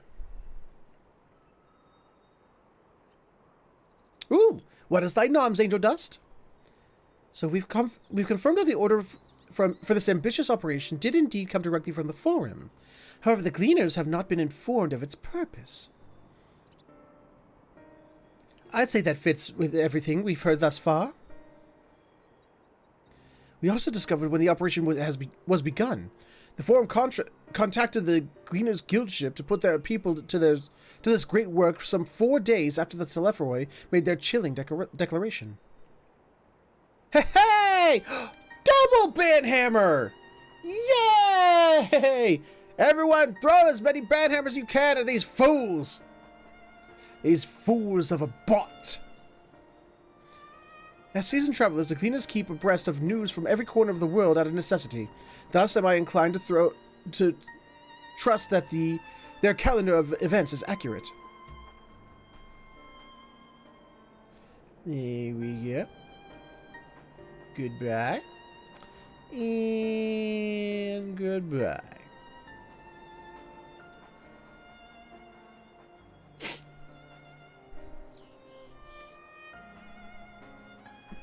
Altogether, it gives a distinct impression that this undertaking was a sudden and unexpected development. Yet I find it hard to believe that such comprehensive restructuring of Labyrinthos and its archives could have been planned in so brief a window. Nay, this plan was long in the making. They were but awaiting the right time to put it into effect. And the Telephore's declaration was what set it all in motion. It seems likely, but let us not leap to conclusions just yet. For the moment, I suggest we conduct a wider investigation of Labyrinthos. The more facilities we visit, the more pieces of the puzzle we stand to find. In that case, we should head to the Archaeon? From there, we can reach the lower... Uh-oh. Gryle, what's wrong? I'm fine. Truly. The sudden descent has left me with a bit of a headache, that's all. Nothing will stop me from soldiering on. Let's be about it, then. At least allow me to take the lead. I'm fairly certain I remember the way to the Archaeon. We followed the path east through the forest, where you were chasing after that mouse, or marmot, was it? Anyway, 'tis the trolls you need to watch out for.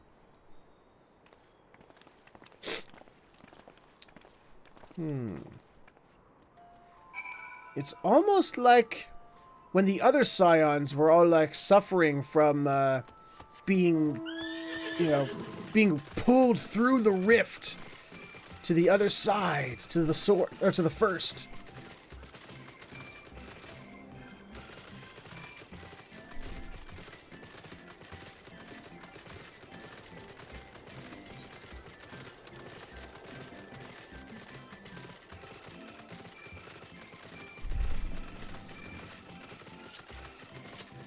What is your... Okie dokie, Shadowtail.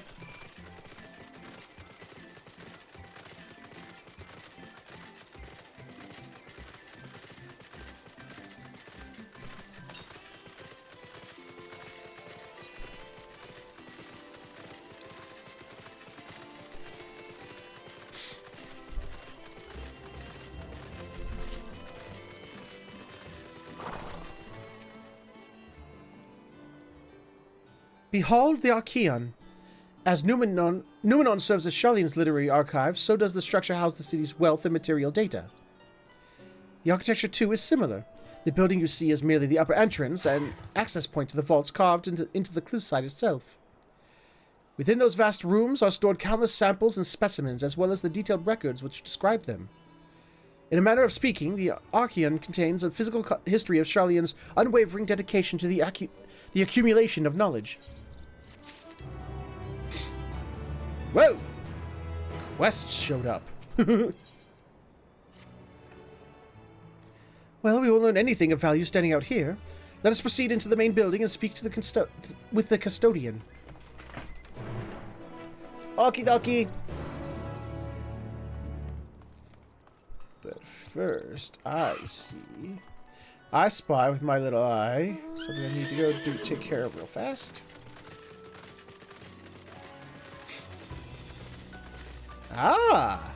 I haven't had Subway in forever. Yeah, shut up. I want to know what you got. Not much yet. Alright, I probably have to go level that up at least once before I get the cool stuff.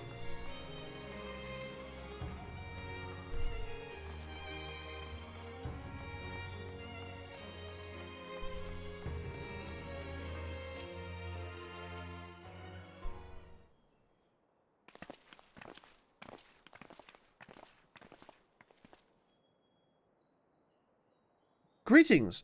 We are here to peruse the Archaeon's vaults. Peruse? You are clearly not gleaners, then. Might I ask your affiliation?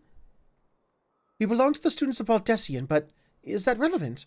I was given to believe that the vaults, those open to the public at least, were open to the public. Ordinarily, yes, that would be the case. At present, however, access is restricted.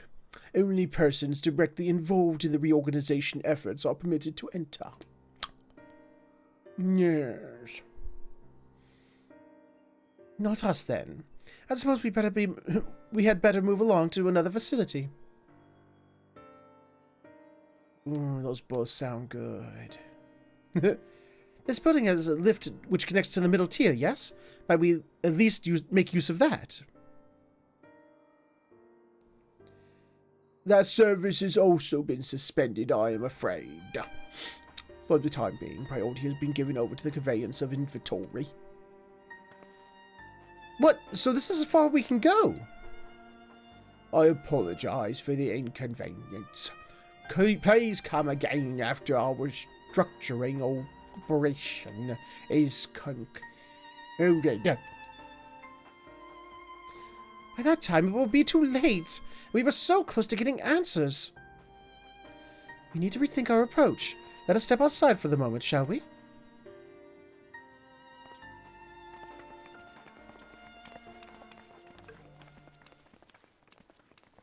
Students of Valdecian.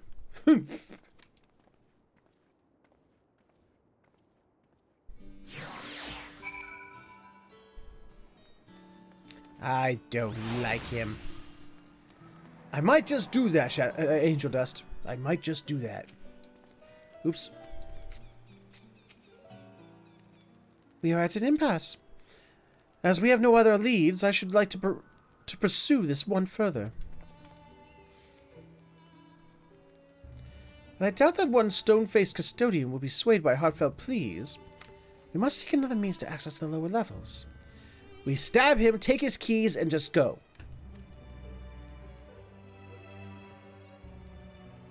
It is likely that the people of this area are involved in the restructuring in one way or another. If we were to integrate ourselves, that they might allow us to accompany them on the lift. Let us ask around. Surely someone is in need of a few strong backs to lighten the load. Right, but where are you going to get the strong back to carry stuff that'll lighten the... Oh, god damn it, you mean me. Damn it! But before I do that, I need to do this. Before I forget entirely. And make a really dumb mistake.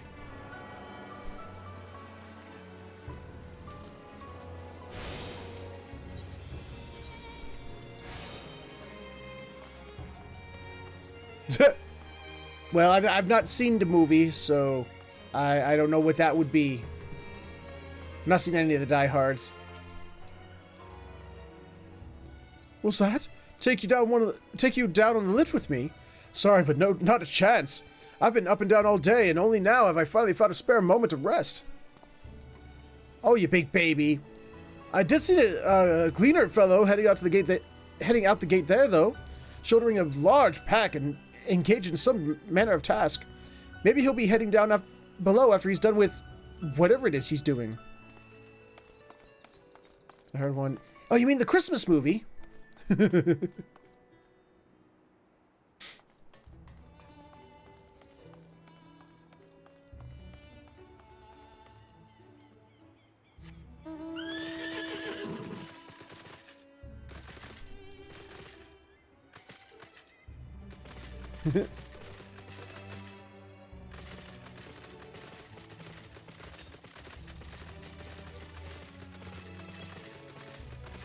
Ah, there's somebody.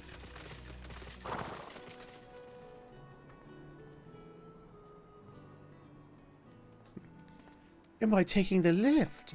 Oh no, we're just students. They won't let us into the Archaeon, even though we found... Actually, we have no idea what it is we found. There's no record of such a creature anyway, but it was wandering around Tranquility, and so we thought to donate it to the vaults. Squeal, squeal. Oddest little squeal, don't you think? Anyway, I suppose we'll have to take care of it until the Archaeon is open again.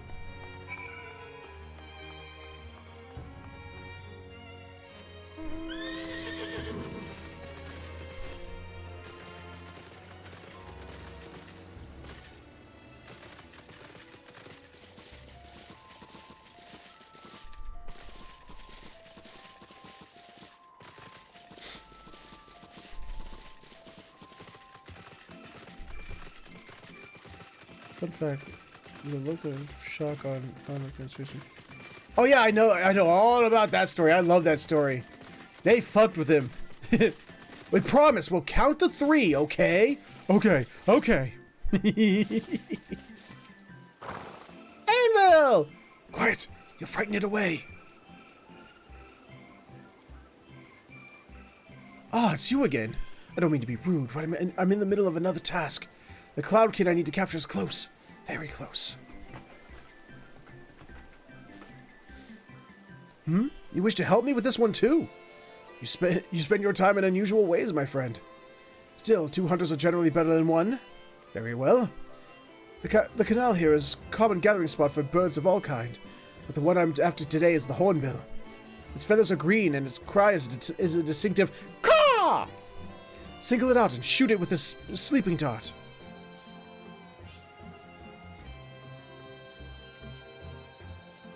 The effects are short-lived, so I'll lie in wait down by the riverbank to reclaim the quarry. Be sure to hit the right one.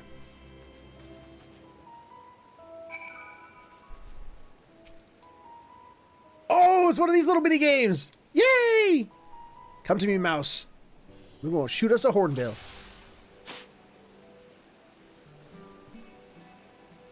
Caw.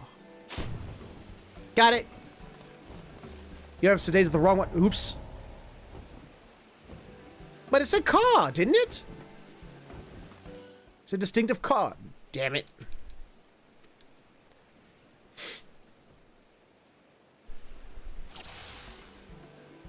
Yes, a caw.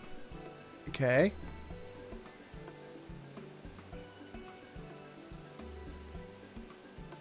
Whack.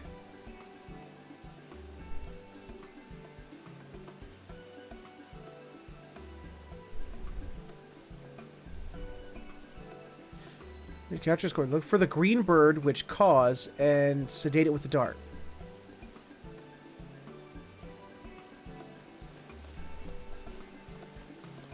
Well, that's green, but it whacks. It doesn't caw. Oh, there we go. Boop.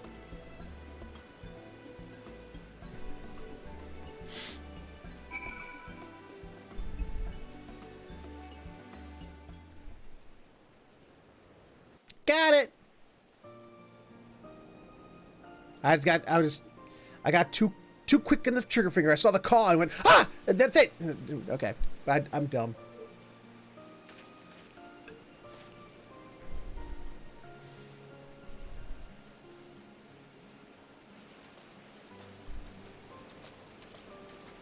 Your pants are going to be so wet. Nicely done. Let me truss this one up and I'll make my way over to you. Okay. What accent is that?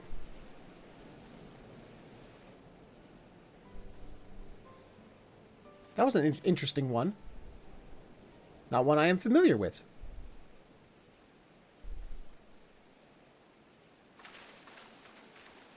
There you are. Any new revelations?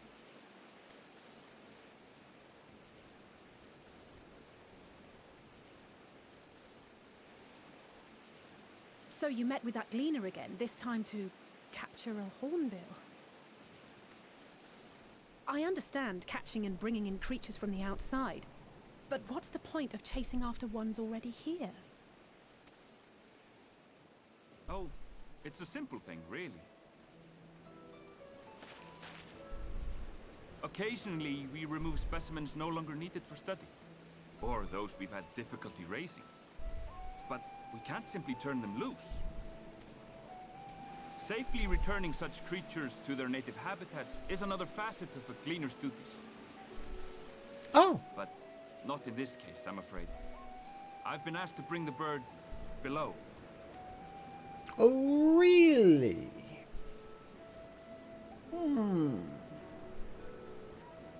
The restricted section in the lower levels of Labyrinthos. Open only to a select few researchers hand-picked by the Forum. The projects down there are the subject of rumor and hearsay. Forbidden magics. Advanced technologies that can never be allowed to fall into outside hands. Even Archons are not privy to the truth. Ooh. Those who are, the researchers involved in this secretive work, are not permitted to walk freely in the city, and are instead required to live in isolated quarters. That sucks. What could a facility subject to such strict security protocols possibly need with a hornbill? An experiment? Possibly. I wasn't afforded an explanation. But you should really judging get by some the of those requisition sometimes. list given to me and my colleagues, I doubt it's for any kind of advanced research. I'd be more inclined to believe we were making preparations to migrate to the south. Mericidia or thereabouts. What? Why would you say that? Much of the flora and fauna we were asked to procure could serve as reliable sources of sustenance. They're comparatively hardy species too, able to endure harsh climates. And among them are specimens known to be effective in improving soil quality and purifying water. When you put it that way, migration does sound like a reasonable assumption. Oh, is this how we're going to end up on the moon? Through our tasks, we gleaners glimpse only bits and pieces of the forum's plans. Oh, this is how we're going to end up on the moon. That's why Sharlayans are, the twins' dad, who doesn't deserve a name, was all like, "Oh, end of the world won't bother us." It's because they're building a big Noah's Ark, and they're going to go to the moon and terraform the moon. Yep, calling it now. Calling it now. Our prime concern is that our requisitions, be they living or otherwise, are properly preserved for the knowledge of future generations. Now, I really must be going. I regret that I cannot reward you as you deserve. Hey there, Flack. What's happening, Bo? Perhaps you might reward us after a fashion then. It is imperative that we reach the lower levels. And seeing as you are already set to descend with your assigned cargo, mayhap we could accompany you as your assistants. I'm afraid that won't be possible. Once the animals have been prepared for transport, we send them down separately via the lift. I will, of course, follow after to make my report, but I can hardly pass you off as porters when there's nothing left to carry. Damn.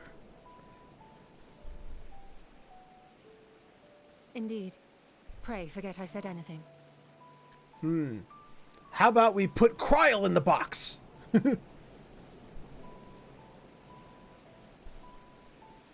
How do you feel about climbing? If you've strength and the courage to brave it, then there is another way down. This path leads to the 33rd facet, a mine shaft excavated during one of our expansions of Labyrinthos. While I cannot guarantee that the passage is safe to traverse, it should provide access to the medial circuit below. I never even knew such a place existed. Thank you. This is the perfect solution. Oh, it's Icelandic, is it? Neat. You're quite welcome, but consider yourselves warned. If the going proves too treacherous, you do well to turn back. I bid you good day. I'd never heard an Icelandic accent before. So that must be what one is, I'm assuming. Well, turning back is hardly an option, not when we've come this far. Let's go and take a look at this mine shaft.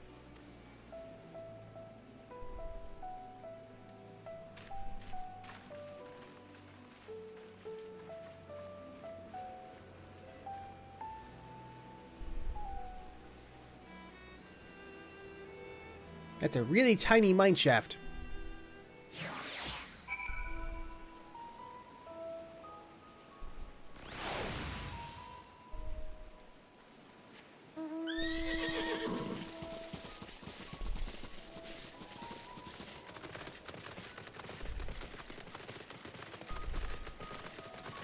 I have a guest from my friends that's hanging out with me right now.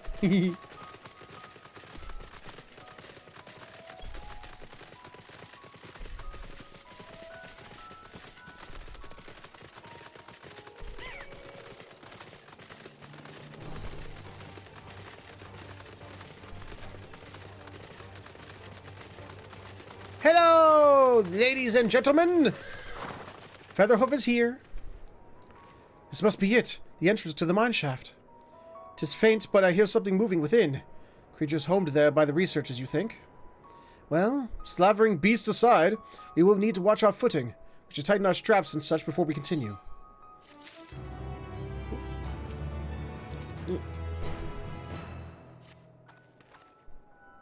Assuming everyone's tightened their straps and checked their gear, then I say we head on in.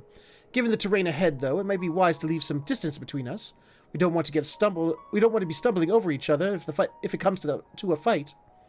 Take it slow, and don't forget to check your surroundings from time to time. We can meet up again at the other end of the tunnel. Oh, is that you, Freg? I could never remember names. I'm terrible at names.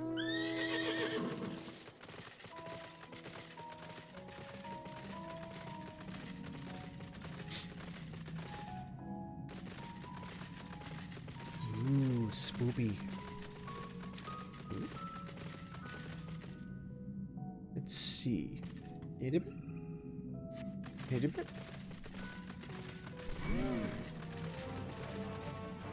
Sorry, Mythocrap. My destination's over here. If you want some stabby death, I'll give it to you. Okay, fine. Okay, nope, it changed its mind. Surveying. Looking around. Looking around!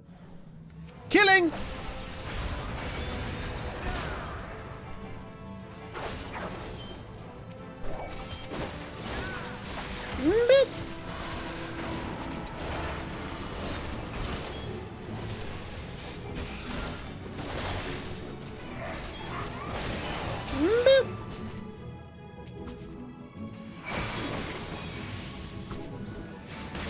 I'm helping.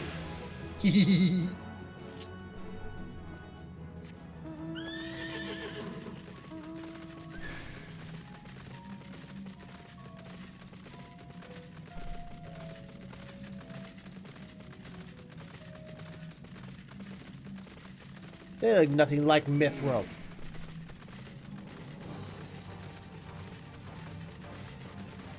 Now, I might not like the quest accepted jingle, but I do like the battle music.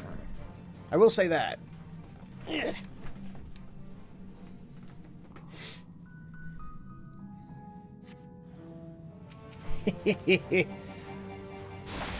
Boop.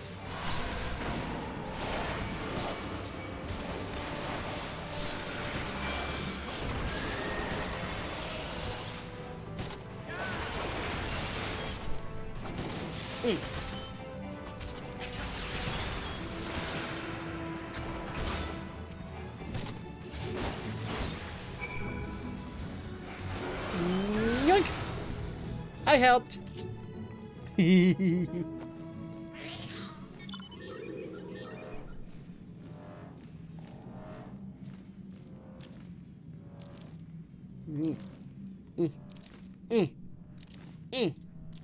How can it jump if it has no feet?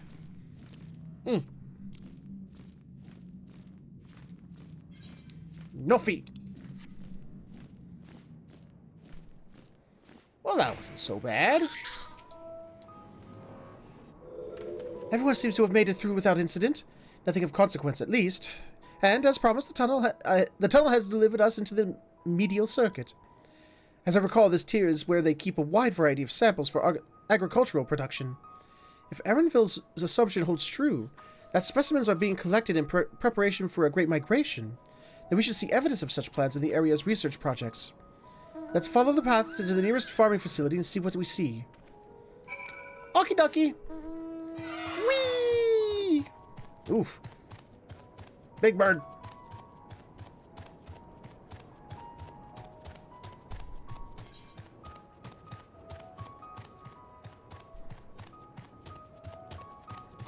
So much map to fill in. So much map.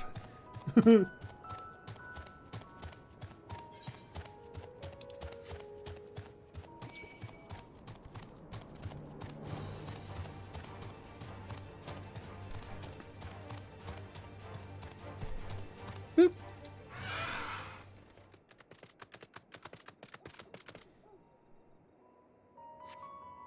Destination completed. That's a pretty farm.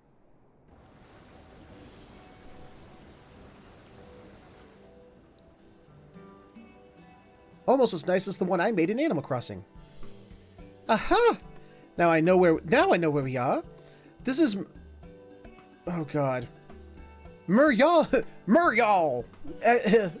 Argonomics.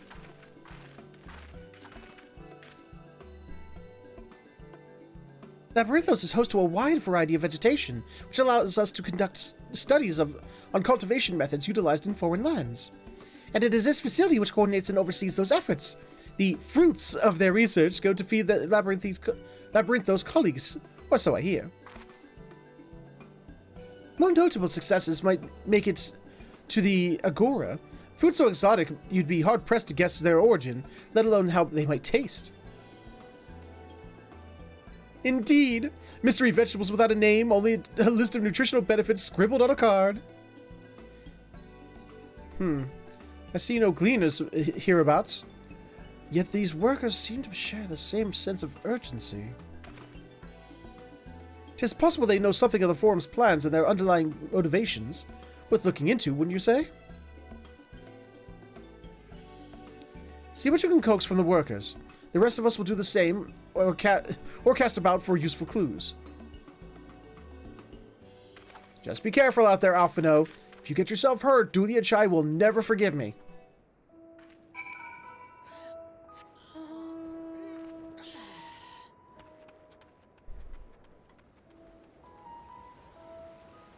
Hello, Jepki. How you doing?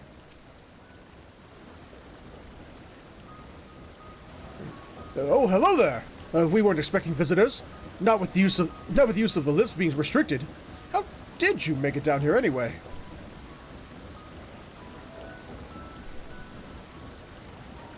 The mine shaft, you say? Well, you're a much hardier soul than I. Under normal circumstances, I'd reward such tenacity with a guided tour of the fields. But I'm afraid the forum has us filling order lists like a mom long.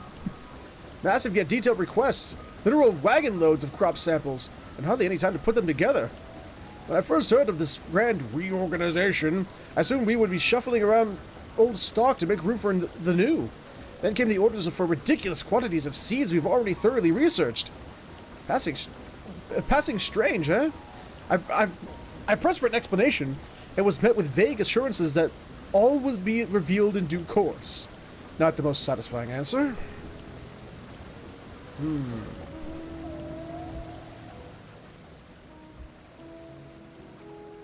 Windfish. I go this way.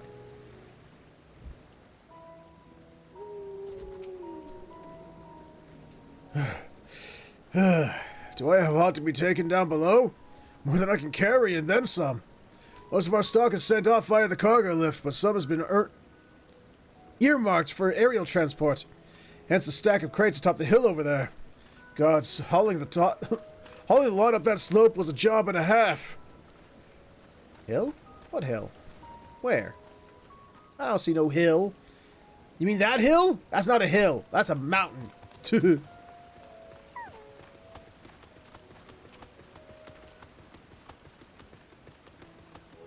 What crops are we raising? Well, as you can see, this one is a variety of grape. Only needs a good source of sunlight to grow, and the conditions here are nothing short of perfect. Hardly surprising, given that it's native to a particular locale in the very place upon which Labyrinthos was modeled, originating in the south of Isabad. It boasts remarkable habitat diversity, allowing for myriad flora and fauna to thrive. Chilly peaks in the north give way to swaths of temperate plains, which in turn transition into a hot, humid coastline. Such bountiful territory is ever contested, as you might expect. Used to be called Corvus before the Imperials renamed it Locus Armenius. The Forum saw it not as a prize, however, but as a researcher's ideal environment. One whose climate we strove to recreate within the confines of Labyrinthos. It since provided a rich foundation for countless experiments and cultivation. Is that a fact? Aren't y'all just special?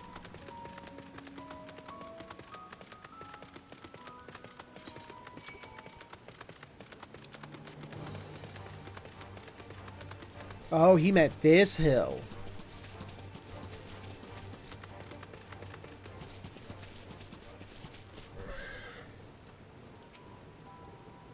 The labels on these crates tell the story of their contents. Bundles of common seeds and saplings, accompanied by sheaves of reports. Let's steal them!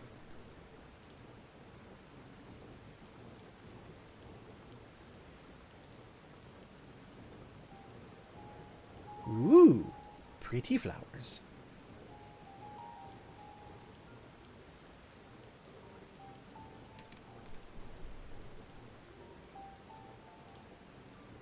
Hard to look away, isn't it?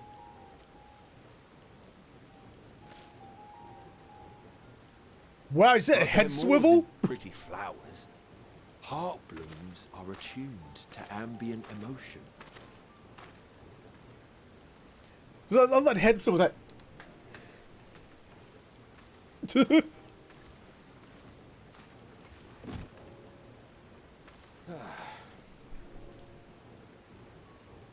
You don't seem convinced, but believe me, it's true.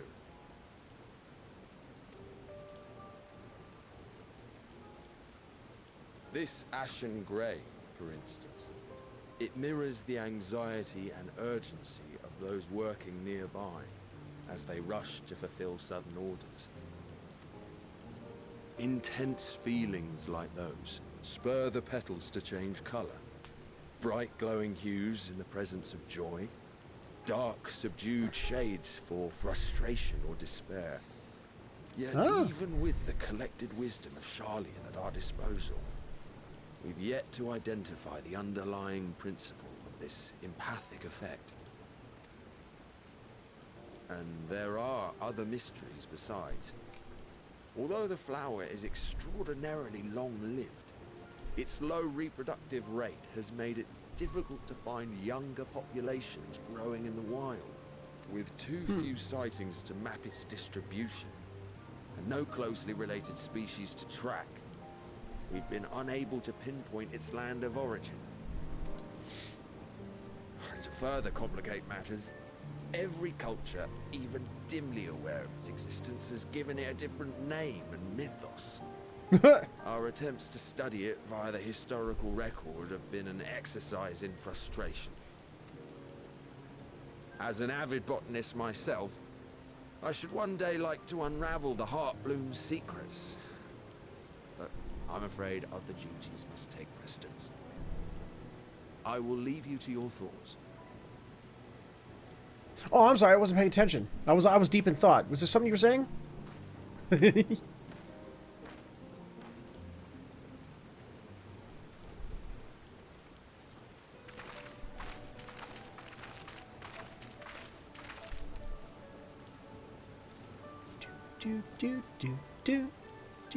Have you learned aught of interest? Maybe. A flower that reacts to one's feelings. Strange. I must say, I have never heard of such a thing.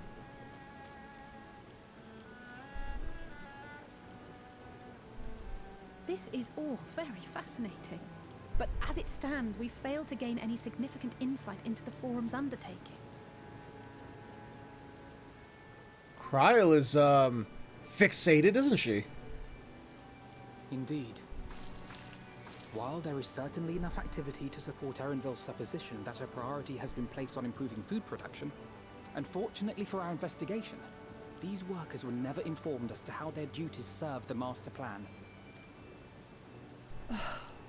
If only we could interrogate the Forum members directly. So, we kidnap one, and then we ask him.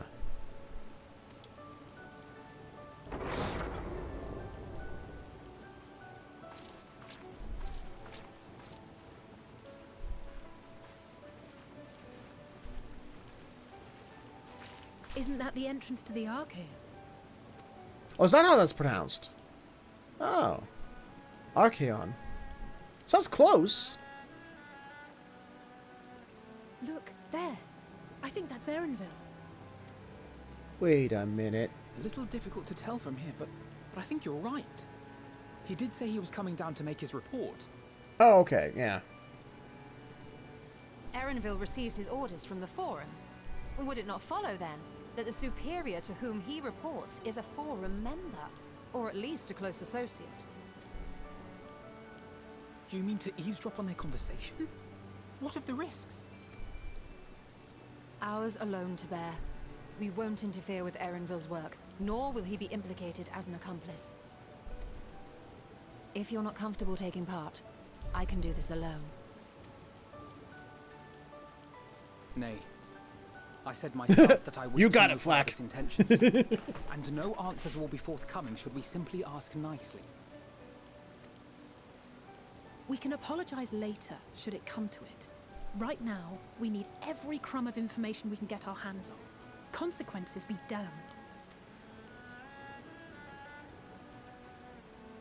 It might be best if you came along as well. In fact, we should all... You're missing a member. Y'all not noticed that?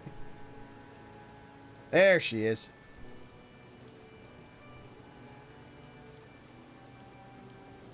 Cryo?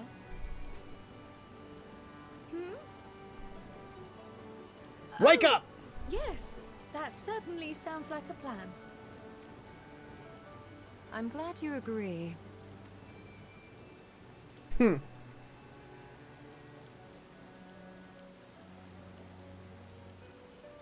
Quickly! Erenville is on the move. We need to get closer before we lose him. So what you're saying is I should go down there and tackle his ass. At full sprint.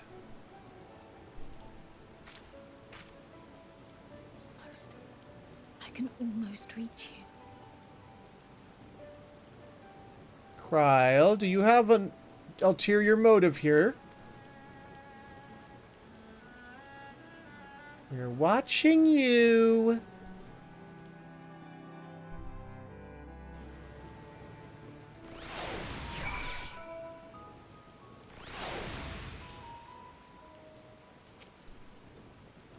I gotta get a drink.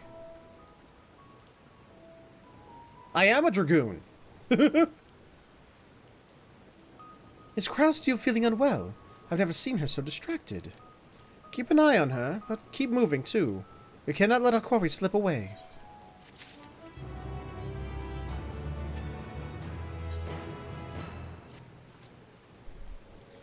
Erenville was headed westwards along the path outside the Archaeon. Come, we can still catch him.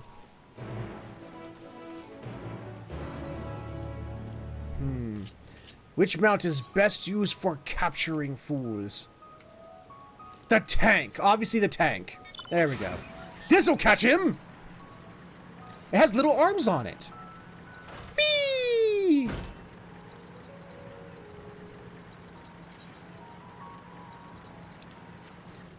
Little arms will totally grab that guy.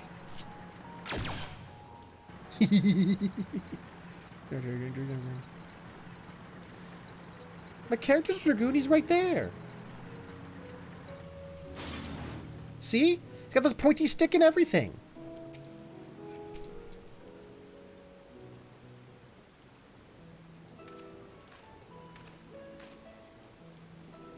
Hold a moment.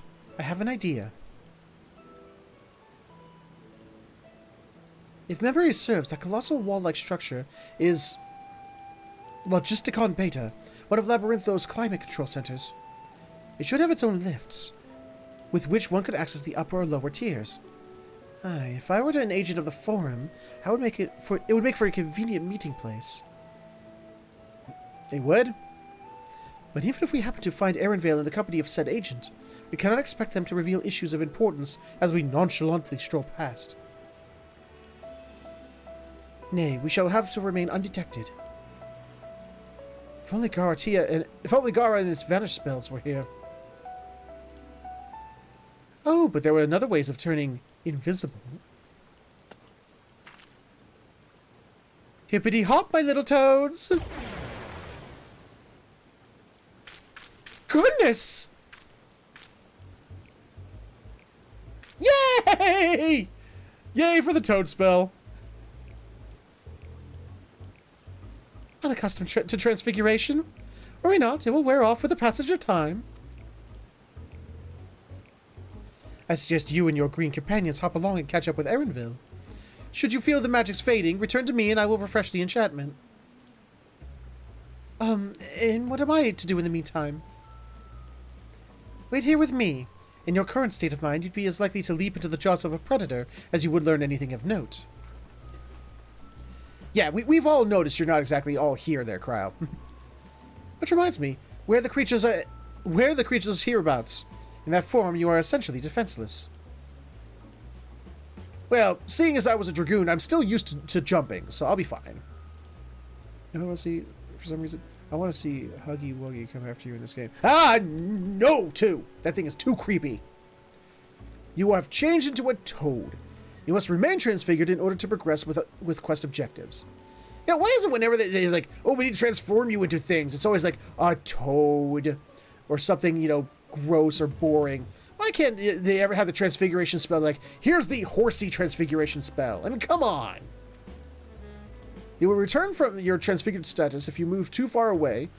Look to your map for the transfiguration's area of effect. Speak with Y'shtola to restore or prolong the transfiguration. Come, brute justice! Wait, hold on. Wait. We gotta have a proper minion with us. I think I have one. I just gotta find it.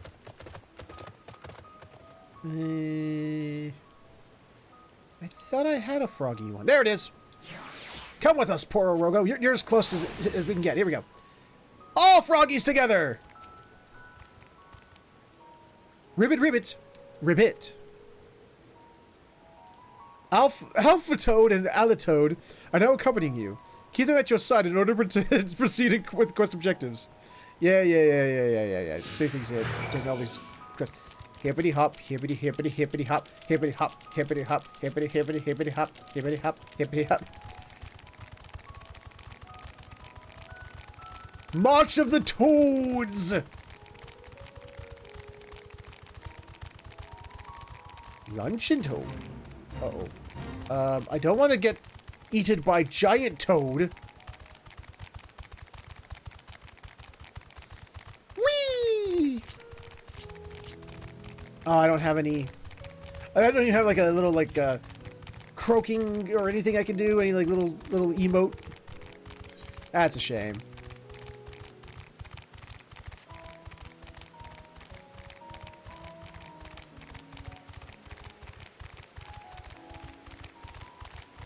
Hop. Go. Assess your surroundings. Ribbit. Alpha Toad attempts to and fails to shake his head, but wait. Alpha Toad attempts to and fails to shake his head, but you nevertheless understand that he is telling you this is the wrong way. Ribbit. Alitoad turns to face the north. Perhaps she is suggesting you cross the bridge.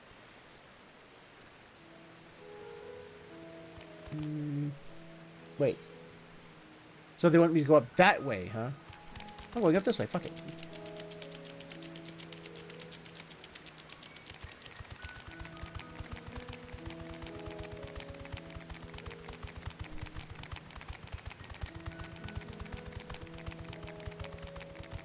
Remember, I think it was Final Fantasy IV. Was it 4? That had the toad spell, but also had like the pig spell. And then like other weird little transformation spells like that are just sort of like, why? Leave me alone, you giant yak!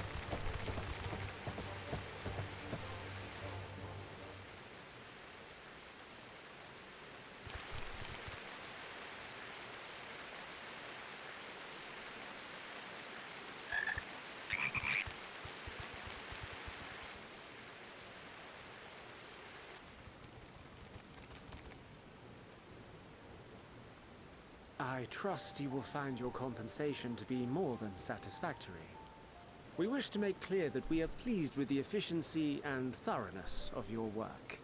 So much so that we have come bearing new tasks in need of your competent hand.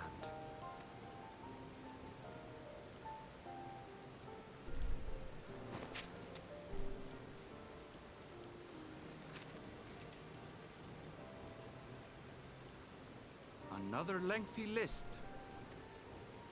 If I may speak frankly, the Gleaners have been pushed to the point of collapse by your unending demands. We are not familiars to be exploited. We are Sharlayan scholars, and we deserve an explanation for this unseemly treatment. What warrants such urgency? Yeah!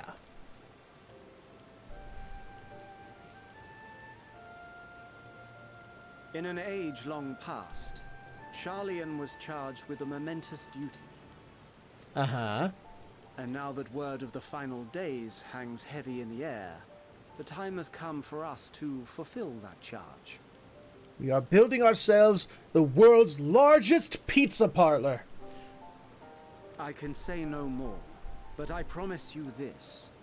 All will be revealed in due course. And when it has, you will understand that your toil was in service to the greatest good. Oh, really? The greatest good? Ooh, that's even better than frickin' what's his face? The guy that Dumbledore fought. You know, who fought it for the greater good. Grindelwald. Yeah. It's not just the greater good, it's the greatest good. Ooh. Then I will do your bidding. For now. But unless you wish the Gleaners to rise up in protest, I advise you to offer tangible improvements for our working conditions. Your promised revelation does nothing to address present circumstances. A fair point. Your concerns will be conveyed to the Forum.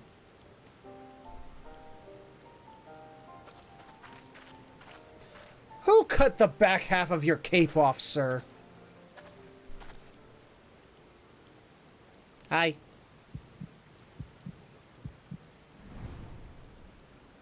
Hi. Hi.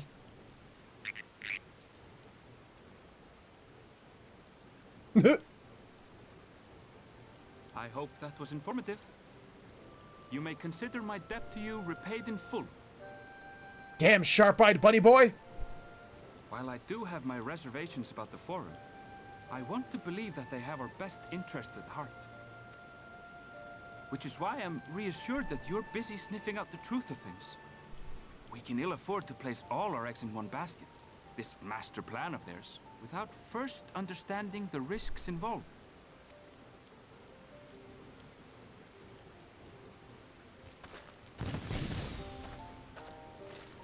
Wait! How did you know it was us? If you mean to impersonate a toad, try studying the real thing. And don't try to fool an expert. Yeah. Yeah.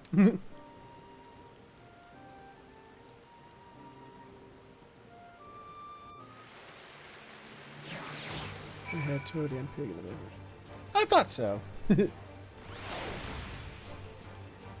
that yak still trying to kill me? Where's that stupid thing? Ha! It gave up. I suppose we should have known a gleaner who specializes in animal procurement would not be so easily deceived.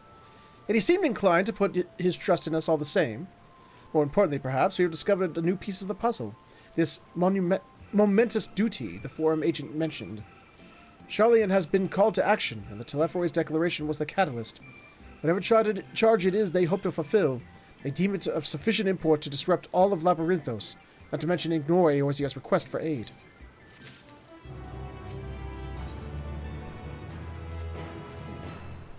What duty could warrant a direct involvement of the Forum and the commitment of all its resources? Judging by what we just heard, none of the Gleaners were offered any kind of explanation. At this point, it seems abundantly clear that we'll learn nothing now by pressing them further. We should head back to Y'shtola and Crow for the moment, see what they think of this.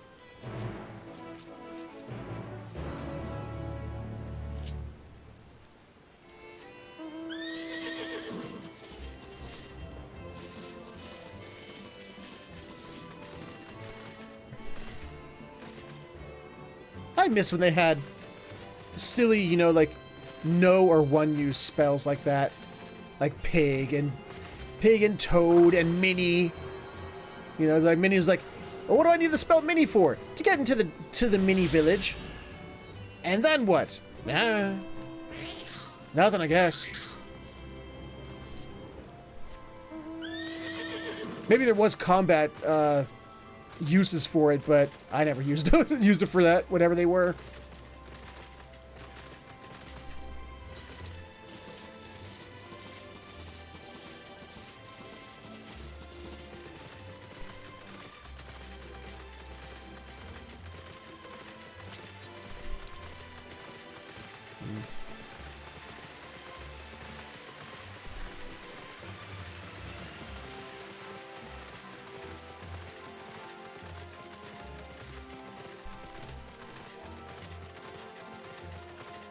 Hello, Toad. Bye-bye, Toad. Don't you do it. Don't you do it. Okay, thank God. What I was going to do with the Toads back in... Oh, nope, there it was. I knew who was going to... That fucking thing. Just like the giant Toads back in Mordona. It did. And that probably helped in combat in some way, shape, or form. I just didn't know of it at the time and never tried. I was too busy casting spells like fireballs and lightning bolts. Because those are more fun. Uh-oh. I don't see a Kryl. Welcome back. I trust you found Erenvale then.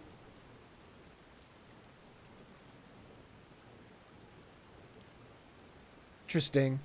I had a feeling you would learn something important, even if that something was simply a confirmation that no one knows much of anything. We should share this with Kryl, then discuss how we'd like to proceed. Assuming we find her back at the farm. She was still behaving oddly, so I bade her return and rest there. Perhaps not the best decision in hindsight. Would you mind checking near those flowers she was entranced by? The rest of us can survey the more distant areas, just in case she decided to wander.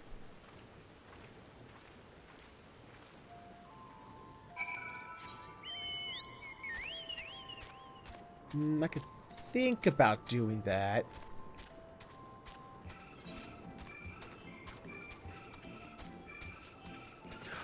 I see a blue sidey quest.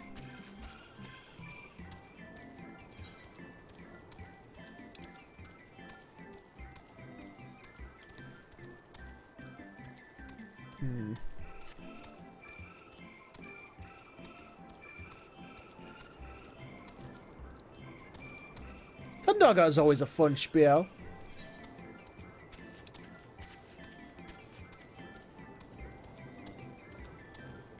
Where is the Kryl at?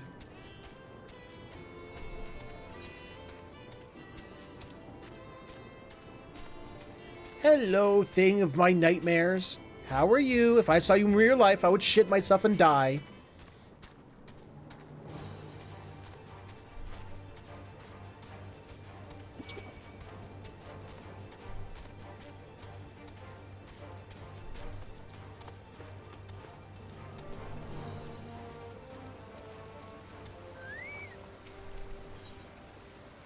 Ether current. Figured. Oh, dearie me.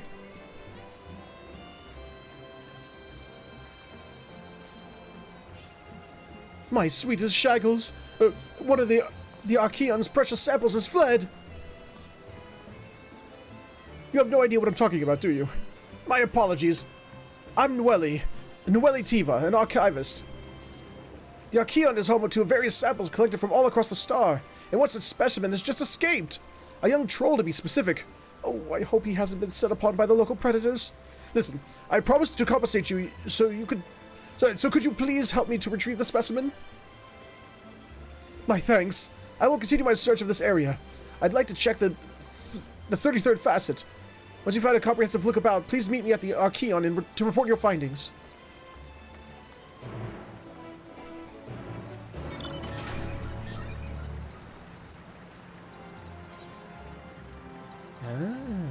Okay. Going back in the mine, are we? The mine of Moria?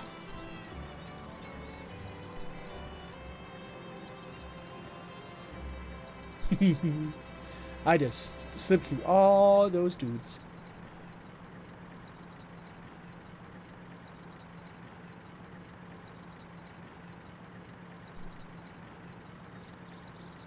The music stopped. So I'm gonna fire my cannon.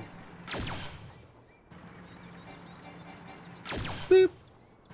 Look at those teeny little arms on the front.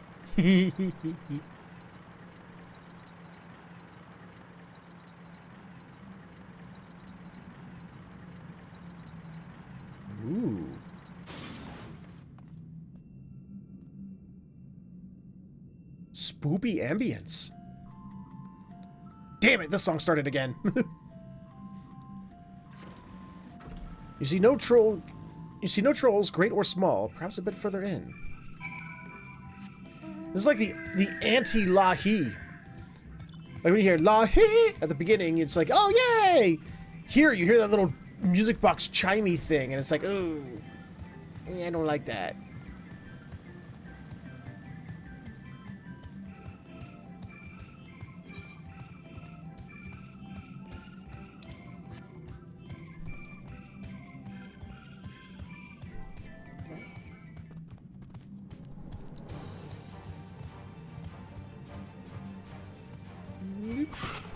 Oh, god damn it.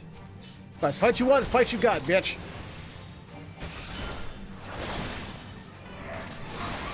Bloop.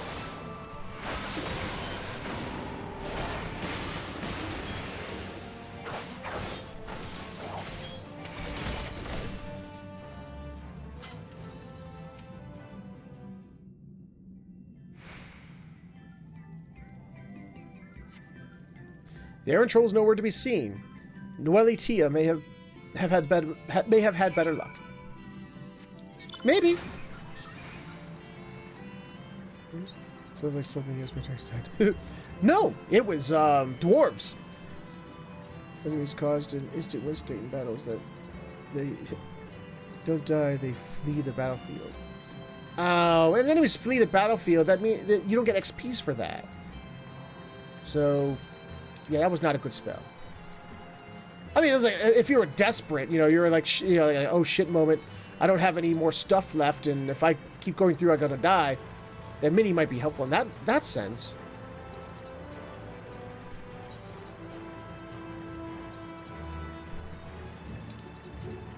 Yeah, I wouldn't have used that myself.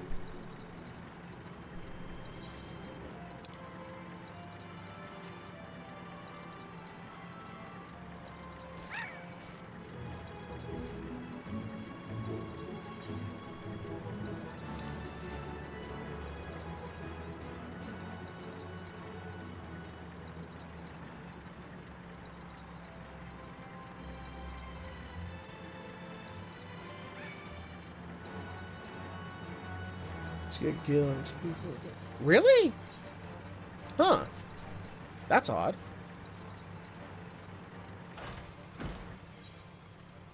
Okay. Is this... That's what I need to go to.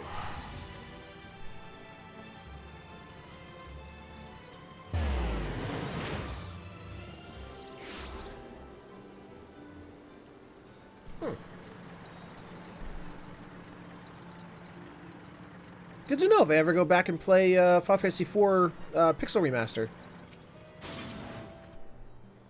I see. I was unable to find the specimen either. However, I did meet someone who claimed to have seen it in Mornvale Forest. Let us head there and see if we can track it down. Oh, okay. But only because you're such a nice guy.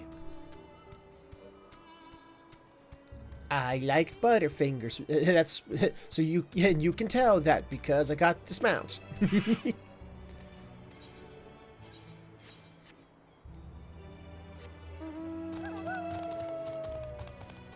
Popper!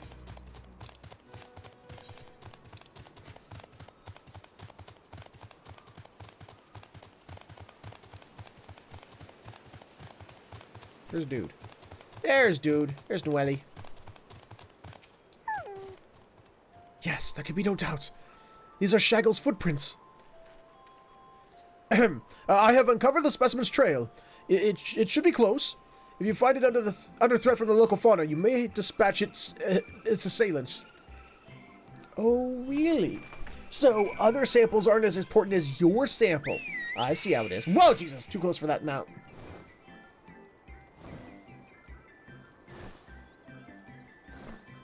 I can't fly, and it drives me kind of crazy, because I'm so used to flying.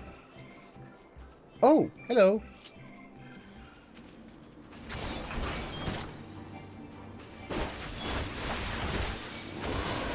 Yoink.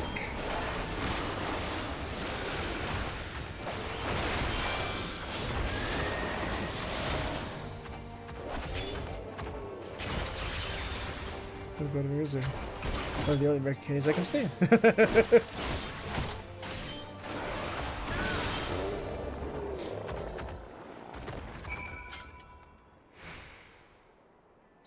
I have aided you, Shaggles.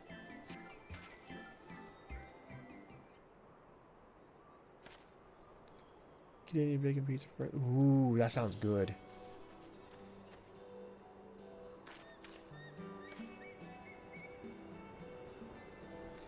Oh, I'm so glad you're unharmed. You're all safe now. Come on, let's go home, sweetie. And buffoon. The Archaeon is under threat. I must do something. What is this threat?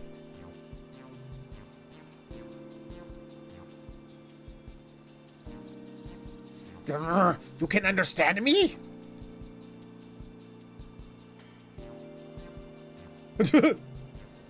Wait, are you able to communicate with him?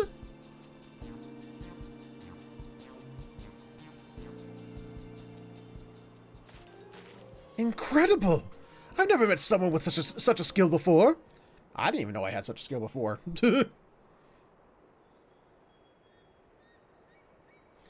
This bundle of joy was born in Labyrinthos. However, he was abandoned by his mother and in quite the state by the time we found him. He possesses remarkable intelligence for one of his kind. We've elected to use him as part of a study into the effects of growing up in an artificial environment. I had seen him making gestures that indicated he'd been reading the tomes here, but I thought he was just copying those around him. To think he actually understands speech. Though I do wonder exactly why you were able to understand him and I am not. I'm sort of special. With quotation marks. Really? Oh, what I wouldn't give to understand him too. You possess the echo, don't you? I find it difficult to the way you kind do. But I suppose it makes sense that you understand my general sentiments. You mean that really beautifully worded sentence was, was him having difficulty with it? Damn. I happen to learn of said power from the tomes in the Archaeon. Honestly, that buffoon over there is surrounded by a sea of knowledge and he makes no effort to engage with it.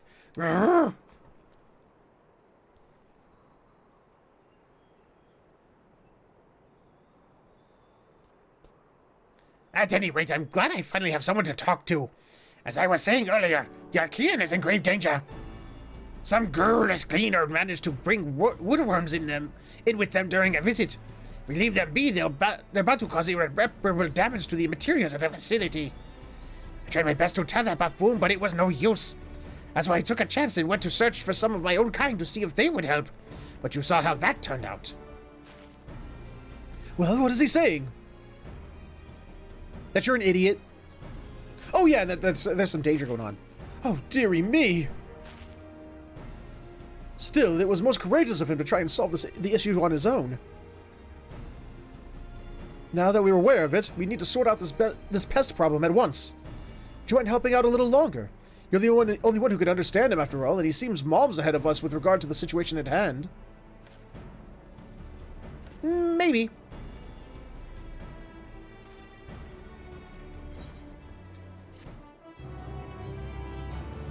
All depends. Do I get another aetheryte current for helping you?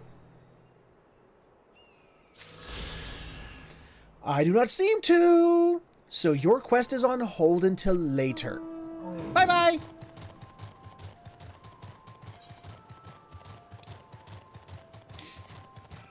Whee! Plonk. And... Oh.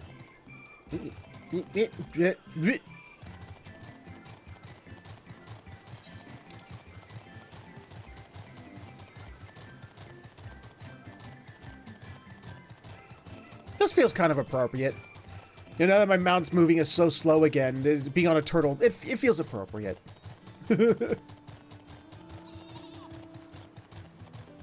Yeah. Oh, someone's running on a sheep.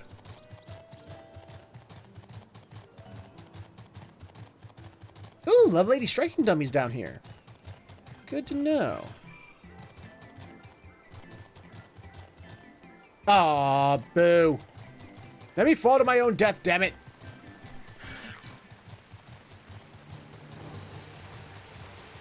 Whee! Oh.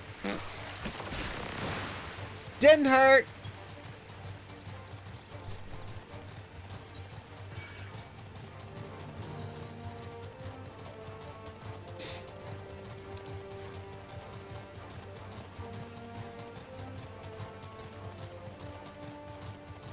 Just have to go back through the mines.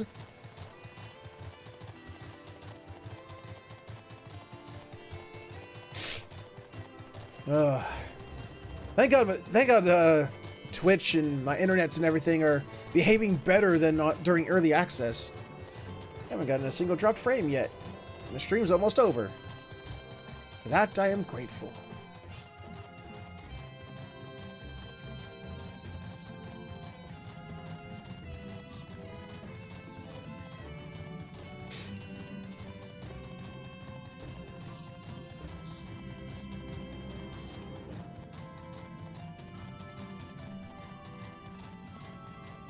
Ooh, ether current. Fucking A. Good point, Flack. Good point.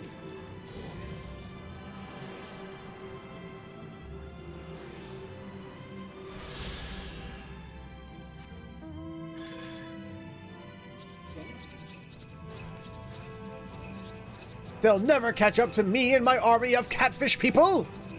Stupid mushroom.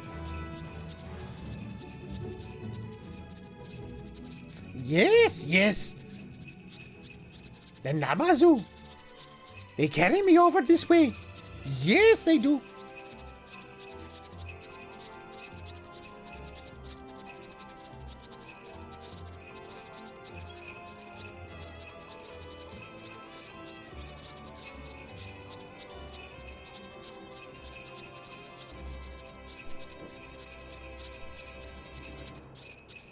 Okay, so Cryle is over yonder, I think.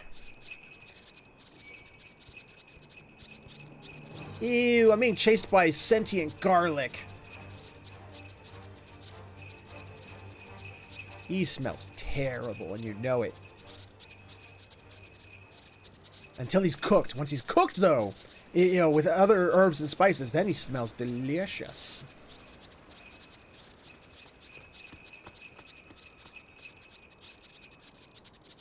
Okay, was this the hill? I think this was the hill. Why am I being attacked by food? Go away, onion!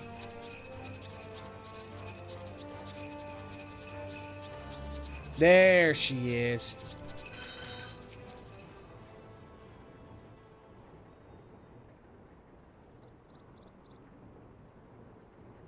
Cryle, is there something you want to tell us?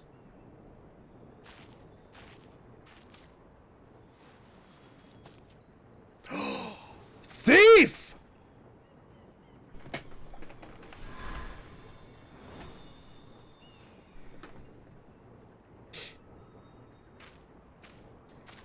For you, damn flower thief. the spell will keep it from wilting.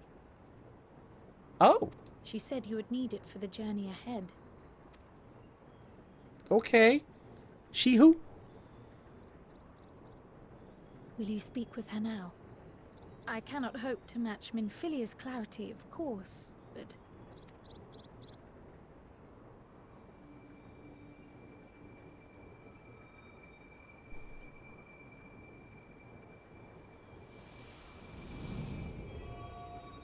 Oh! Thank you.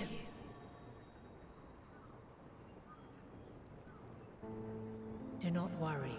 She has lent me her body for only a moment. Okay. Just as I could not save the first from the flood of light, it has become arduous for me to interact with the physical world without assistance.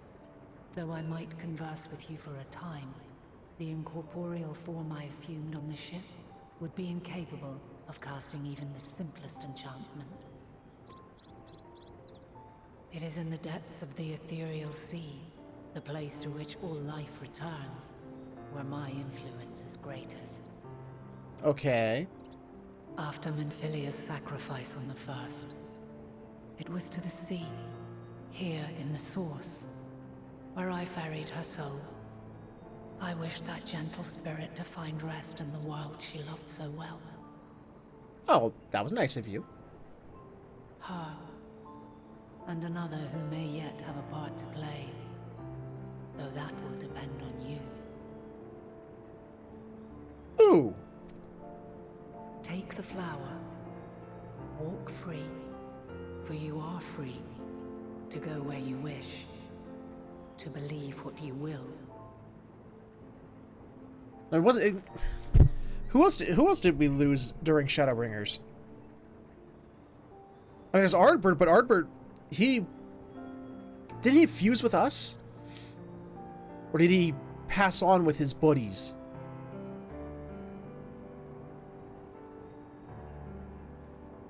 Huh. That bloom will be your guide, test and proof of your conviction. Cool. In darkness, seek joy. Surrender not to sadness, and see beyond despair. Walk free, and bear the light for others to follow. I'll try. My batteries are a little low though for lighting. You got any cheesecake? Together, raise it aloft and let it shine till the end, blinding and radiant. You know, when you say it like that, it sounds like an evil thing. I don't know why that's... Don't say it like that.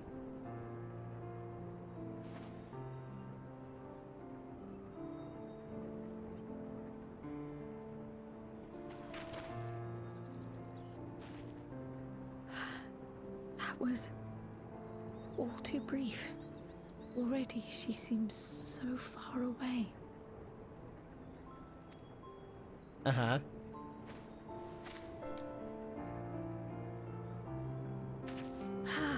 My apologies if I startled you. Ever since we began our descent into Labyrinthos, I had sensed another's will, straining to reach out. Even with my particular talents, though, I was unable to make a connection at first. So weak and tenuous it was. Once I took hold of that wispy thread.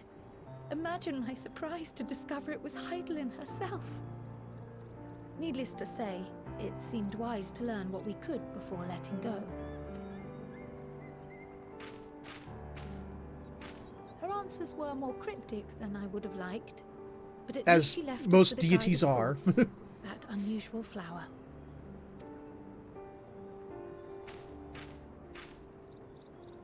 Yes, we are definitely making progress. Is that what you call it? Okay. You can't be serious. We've done nothing wrong. Uh-oh! Someone's in trouble! Wow, Alisaie's voice carried. Goddamn. You. I'm gonna stab you in the dick. Master Fortuno, what business has the Forum with us? Obstruction and suppression, apparently. Mistress Baldessian, our records show you facilitated the Scions' entrance into Sharlayan by claiming them as assistants for your organization. We are aware of your investigations. After alerting the major institutions to the presence of potential troublemakers, we received word from an Archaeon custodian, a group operating under the auspices of the students, skulking about Labyrinthos and engaging in clandestine behavior. We did nothing of the sort. Would I lie? Clandestine? We may not have entered Sharlayan as Scions, but we did naught to conceal our identities. Our only purpose in this city is to seek the truth. I can think of no reason why our actions should warrant the Forum's intervention. I just want to stab him in the dick. I just want to stab him It is not our in the way dick. to discourage the pursuit of knowledge. But the timing of such pursuits must be considered, not to mention their potential impact. With the world in chaos, we, the true caretakers of wisdom, have committed ourselves to an undertaking that demands the utmost discretion. Oh, really? And we will not risk its success by turning a blind eye to disruptive foreign elements in our midst. You're still a douche, I see. What, then, is to be our fate? Will you put us on a ship back to Eorzea? The Forum will convene to examine your case. The results of said inquiry will determine your future in this city. As for your absent companion, he has already been detained. Grah! But why? Is reading a crime now, too? Reading is encouraged, celebrated even. Not, however, of the volumes shelved in the restricted section of the library. He didn't get a teacher's approval.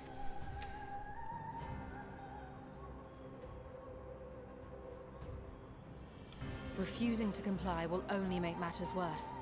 Let us instead treat this as an opportunity to open a dialogue with the Forum. Okie dokie. I will stab you in the dick later. Silence is often one's best defense. I would advise against prolonging the proceedings with frivolous discourse.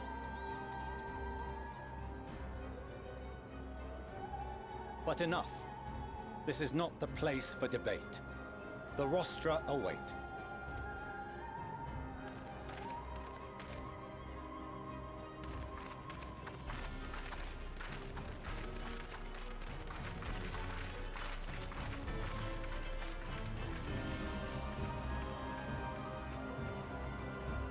Okay, I'll go over to the rostra and I'll stabby death your dick there. Works for me.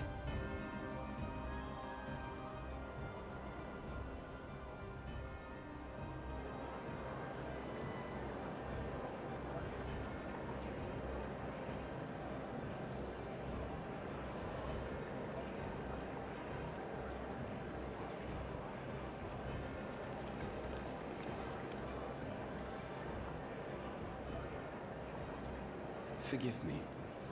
I was careless. We would have been detained regardless. This way, at least, we managed to stay together. Hooray! I trust your time within the Forbidden Archives was well spent. Ooh, you got a smile. The Forum will come to order. This inquiry is now in session. As Speaker-elect, I will be presiding over the day's proceedings. Master Fortuner, would you be so kind as to restate the matter which compelled you to summon your colleagues with such urgency? As you are all aware, we recently denied Eorzea's request for Sharlayan assistance. Since then, certain individuals dissatisfied with our decision have taken it upon themselves to interfere with our work. They entered our nation masquerading as associates of the students of Baldesion. But these malcontents are better known as the Scions of the Seventh Dawn.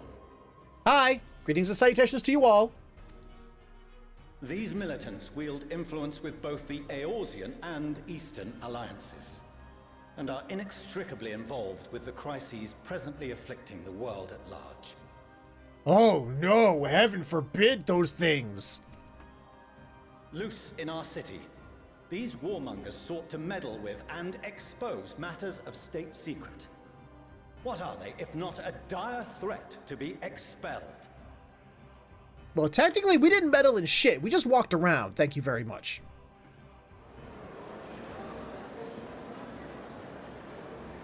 Just because we happen to listen and hear certain things. You have tarnished the good name of the students. Galuf would be ashamed.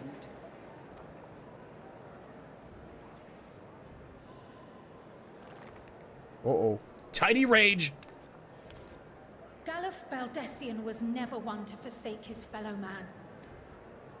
Even if this nation closed every door and retreated from the world, he would have found a way to help the Scions, help every soul of this star fight back against the coming doom. Dude. Ooh, she got put in her place. A terrible enemy stands poised to lay waste to all we hold dear. In the face of such madness, Eorzea reached out to Sharlayan, a respected ally, in the hopes of forming a united front. Was your curt dismissal truly the best you could offer? Or are you so preoccupied with your momentous duty of an age long past that even the end of the world is unworthy of your attention? Well, I mean, we were going to have a big pizza party.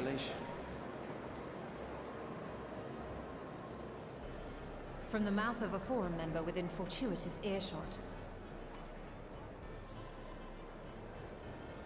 Then it seems your findings support my own.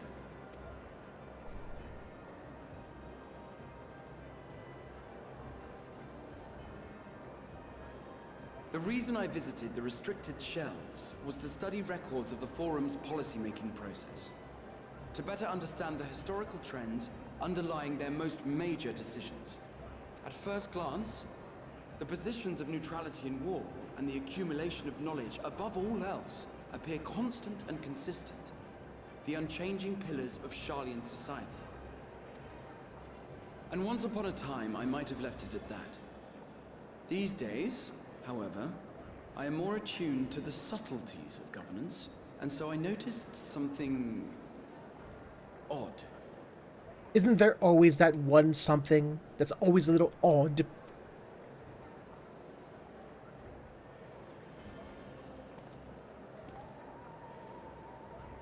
From a particular point in time, the purpose of these policies shifted. No longer was knowledge preserved for the benefit of society. Rather, society was to be gradually reshaped to ensure the preservation of knowledge.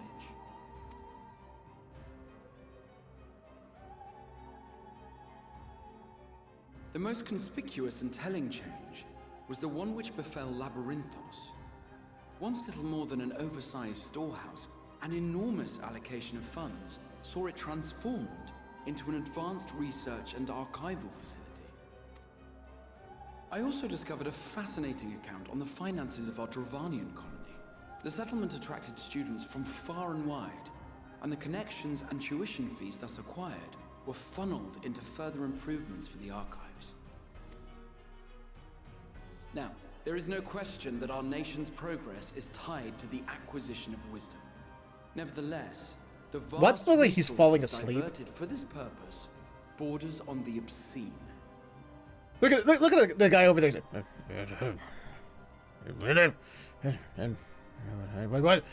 What's going on?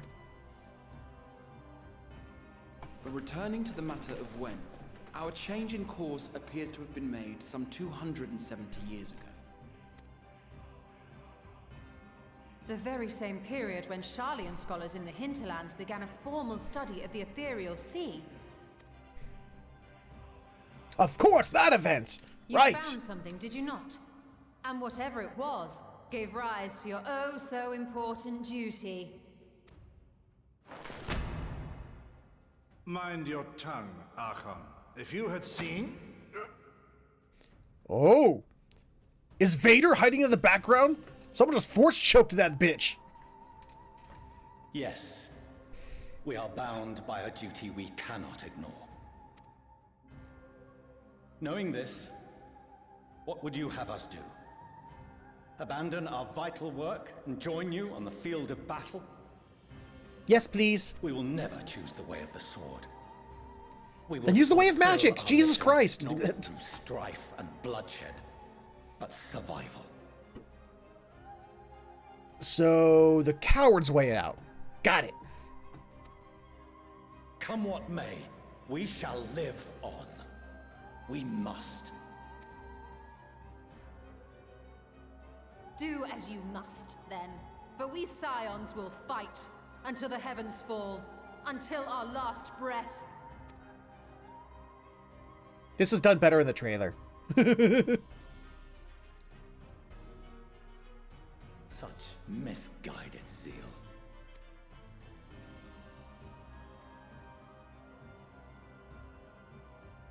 Look, it's not our fault you're a pussy. Father, Master Fortuner, I fail to understand the stance you have elected to take. But by the same token, I have yet to find a compelling argument to counter the challenge you put to us in Gridania. Still, in the midst of my uncertainty, You have a lot of that. I must trust in myself to do what is right, as others have chosen to trust in me.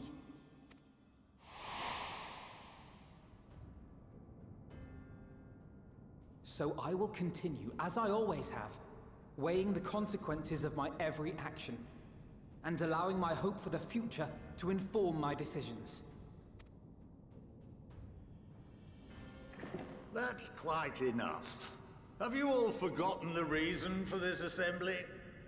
Yes. Because I was too busy thinking about that pizza party that you guys were talking about.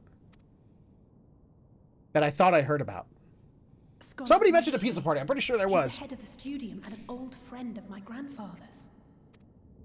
Honestly, every discussion devolves into some interminable debate. Terrible habit. Let's return to the topic at hand, By their own admission, these Scions have resolved to fight alongside the Eorzean nations against the doom which swift approaches. The bastards! But there exists no evidence of an attempt to incite our citizens to do the same. Thank you, Squarehead! Because I am not even going to try to pronounce that, because even though I know that she just said it, I was talking over it, so I have no idea how it's pronounced. So I'm going to call you Squarehead. Because he has a square head. Furthermore, while our decision may well have been the correct one, we cannot simply bull our way through these disagreements without inviting doubts or objections. Or force choking like that one guy. Put yourselves in their place. Who among you would leave a tome unopened if an elder forbid you read it with no reason given? Thank you, Squarehead. Now, if we're to quell further discontent, then we must conclude this matter with a fair and even hand.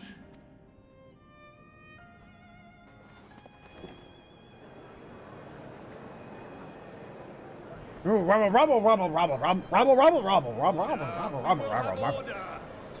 have rabbling, damn it! Master Montaigne raises some valid points. Montaigne. Keeping such concerns in mind, I propose we enforce the following measures.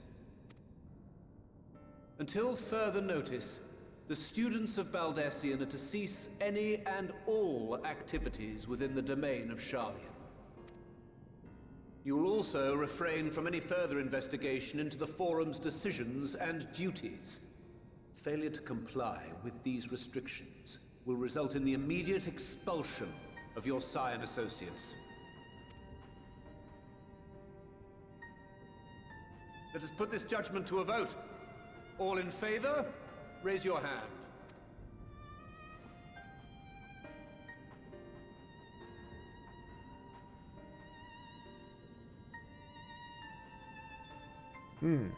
Not everyone seems pleased. I count 51 for and 48 against. The proposal is passed. He's a fast counter. Holy shit. Students, Scions, you have heard the Forum's judgment. Pray abide by it, or face the consequences. What consequences are you going to do against me, Bo? Literally, all y'all is a giant nation of people going like, we will not lift fingers to do things. And I have big stabbity death spear. I have laid waste to gods and primals and Ascians. What are you gonna do? For God's sake, the Heavens Ward couldn't stop me. And they were better than you. And I'm, what, 30 levels higher than that now? Well, 20 levels. Psh, get out of my face.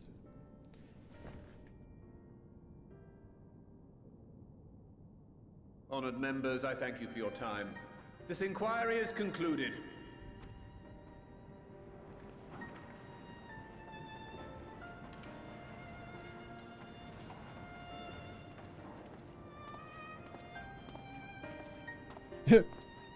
Mr. I got force choked over there. It's like, I'm getting out of here. Ugh.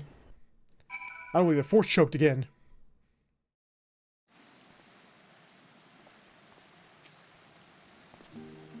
Well, at least we've been allowed to remain in the city, and our endless investigations have not been in vain.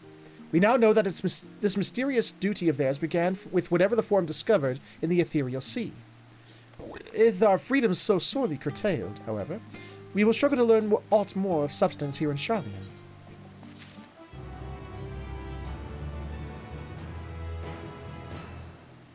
Okie dokie. Screw it, let's go a little further. Nah. You know what? I gotta call it. Not only is my bladder gonna burst if I don't stop this soon, it's time. I've already gone, 20 minutes over anyway, so let's end things here.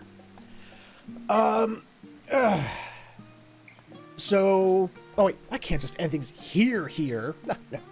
That would be silly. Just standing here in the middle, out in the open like this, that would be ridiculous.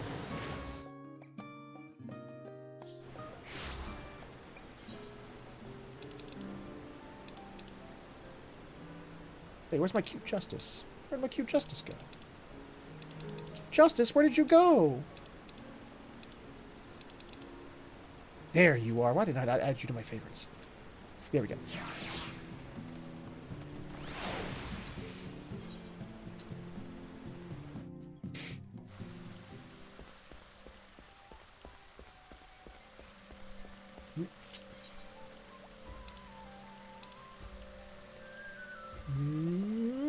Boop. There we go. Sleepy kitty in sleepy bed. Okay, so we're going to end the stream here. But before we talk about tomorrow, let's go ahead and talk about what we talk about at the end of every live stream. Plug time. Ladies and gentlemen, boys and girls of all ages and everything in between, if you enjoyed what you saw here, then please consider stopping over at my Patreon. Patreon.com/featherhoof_gaming, where for just a couple bucks a month, not only can you help support the channel, help it grow, help me get better equipment for the studio and whatnot, but you get something back in return, from exclusive access to a Discord chat, early access to videos, no poppings, early access videos, exclusive patron-only unedited versions of all my videos, being a voice on multiplayer Saturdays, stuff like that. No pooping. Oh boy. Don't make me do too much movement. But if none of that entices you, you could of course instead to subscribe to the channel right here on Twitch, which instead will allow you to, kill ads, because let's face it, who doesn't love killing ads? And it gives you access to the emoticons being spammed by, before he left, Tyro and Tyro and Ellie and Ellie and Ellie and Blackfoot and Shadowtail and Blackfoot and Shadowtail. Also, remember, if you're an Amazon Prime or Prime Gaming subscriber, you can subscribe to one channel every 30 days for free, so why not make it this one? Costs you nothing extra, kicks a little bit back to the channel, and you still get access to the emoticons, so win-win. But if you have absolutely no money to spend, I understand, money can be tight, especially these days, especially this time of year, but you can still support the channel for free. Absolutely nothing. First off, by sharing it. Many people know the channel is here, they know what we do, help grow the community, because the bigger the community, the more we can do with more people. And feedback. Feedback and constructive criticism helps out immensely. Keeps the channel growing, keeps it moving forward, more importantly, keeps it from moving backwards. And you can do so when this episode shows up on YouTube later, where in the comments section below, you can let me know what you liked, what you didn't like, things you'd like to see more of, less of, or just other games you'd like to see played on the channel. And that is my shtick. That is my spiel. I am out of here before my bladder explodes. I will see you all tomorrow with more Final Fantasy XIV Endwalker story. You take care. Have yourselves a fantastic morning, afternoon, evening, or sleep, whichever one you're heading towards, and I will see you all next time.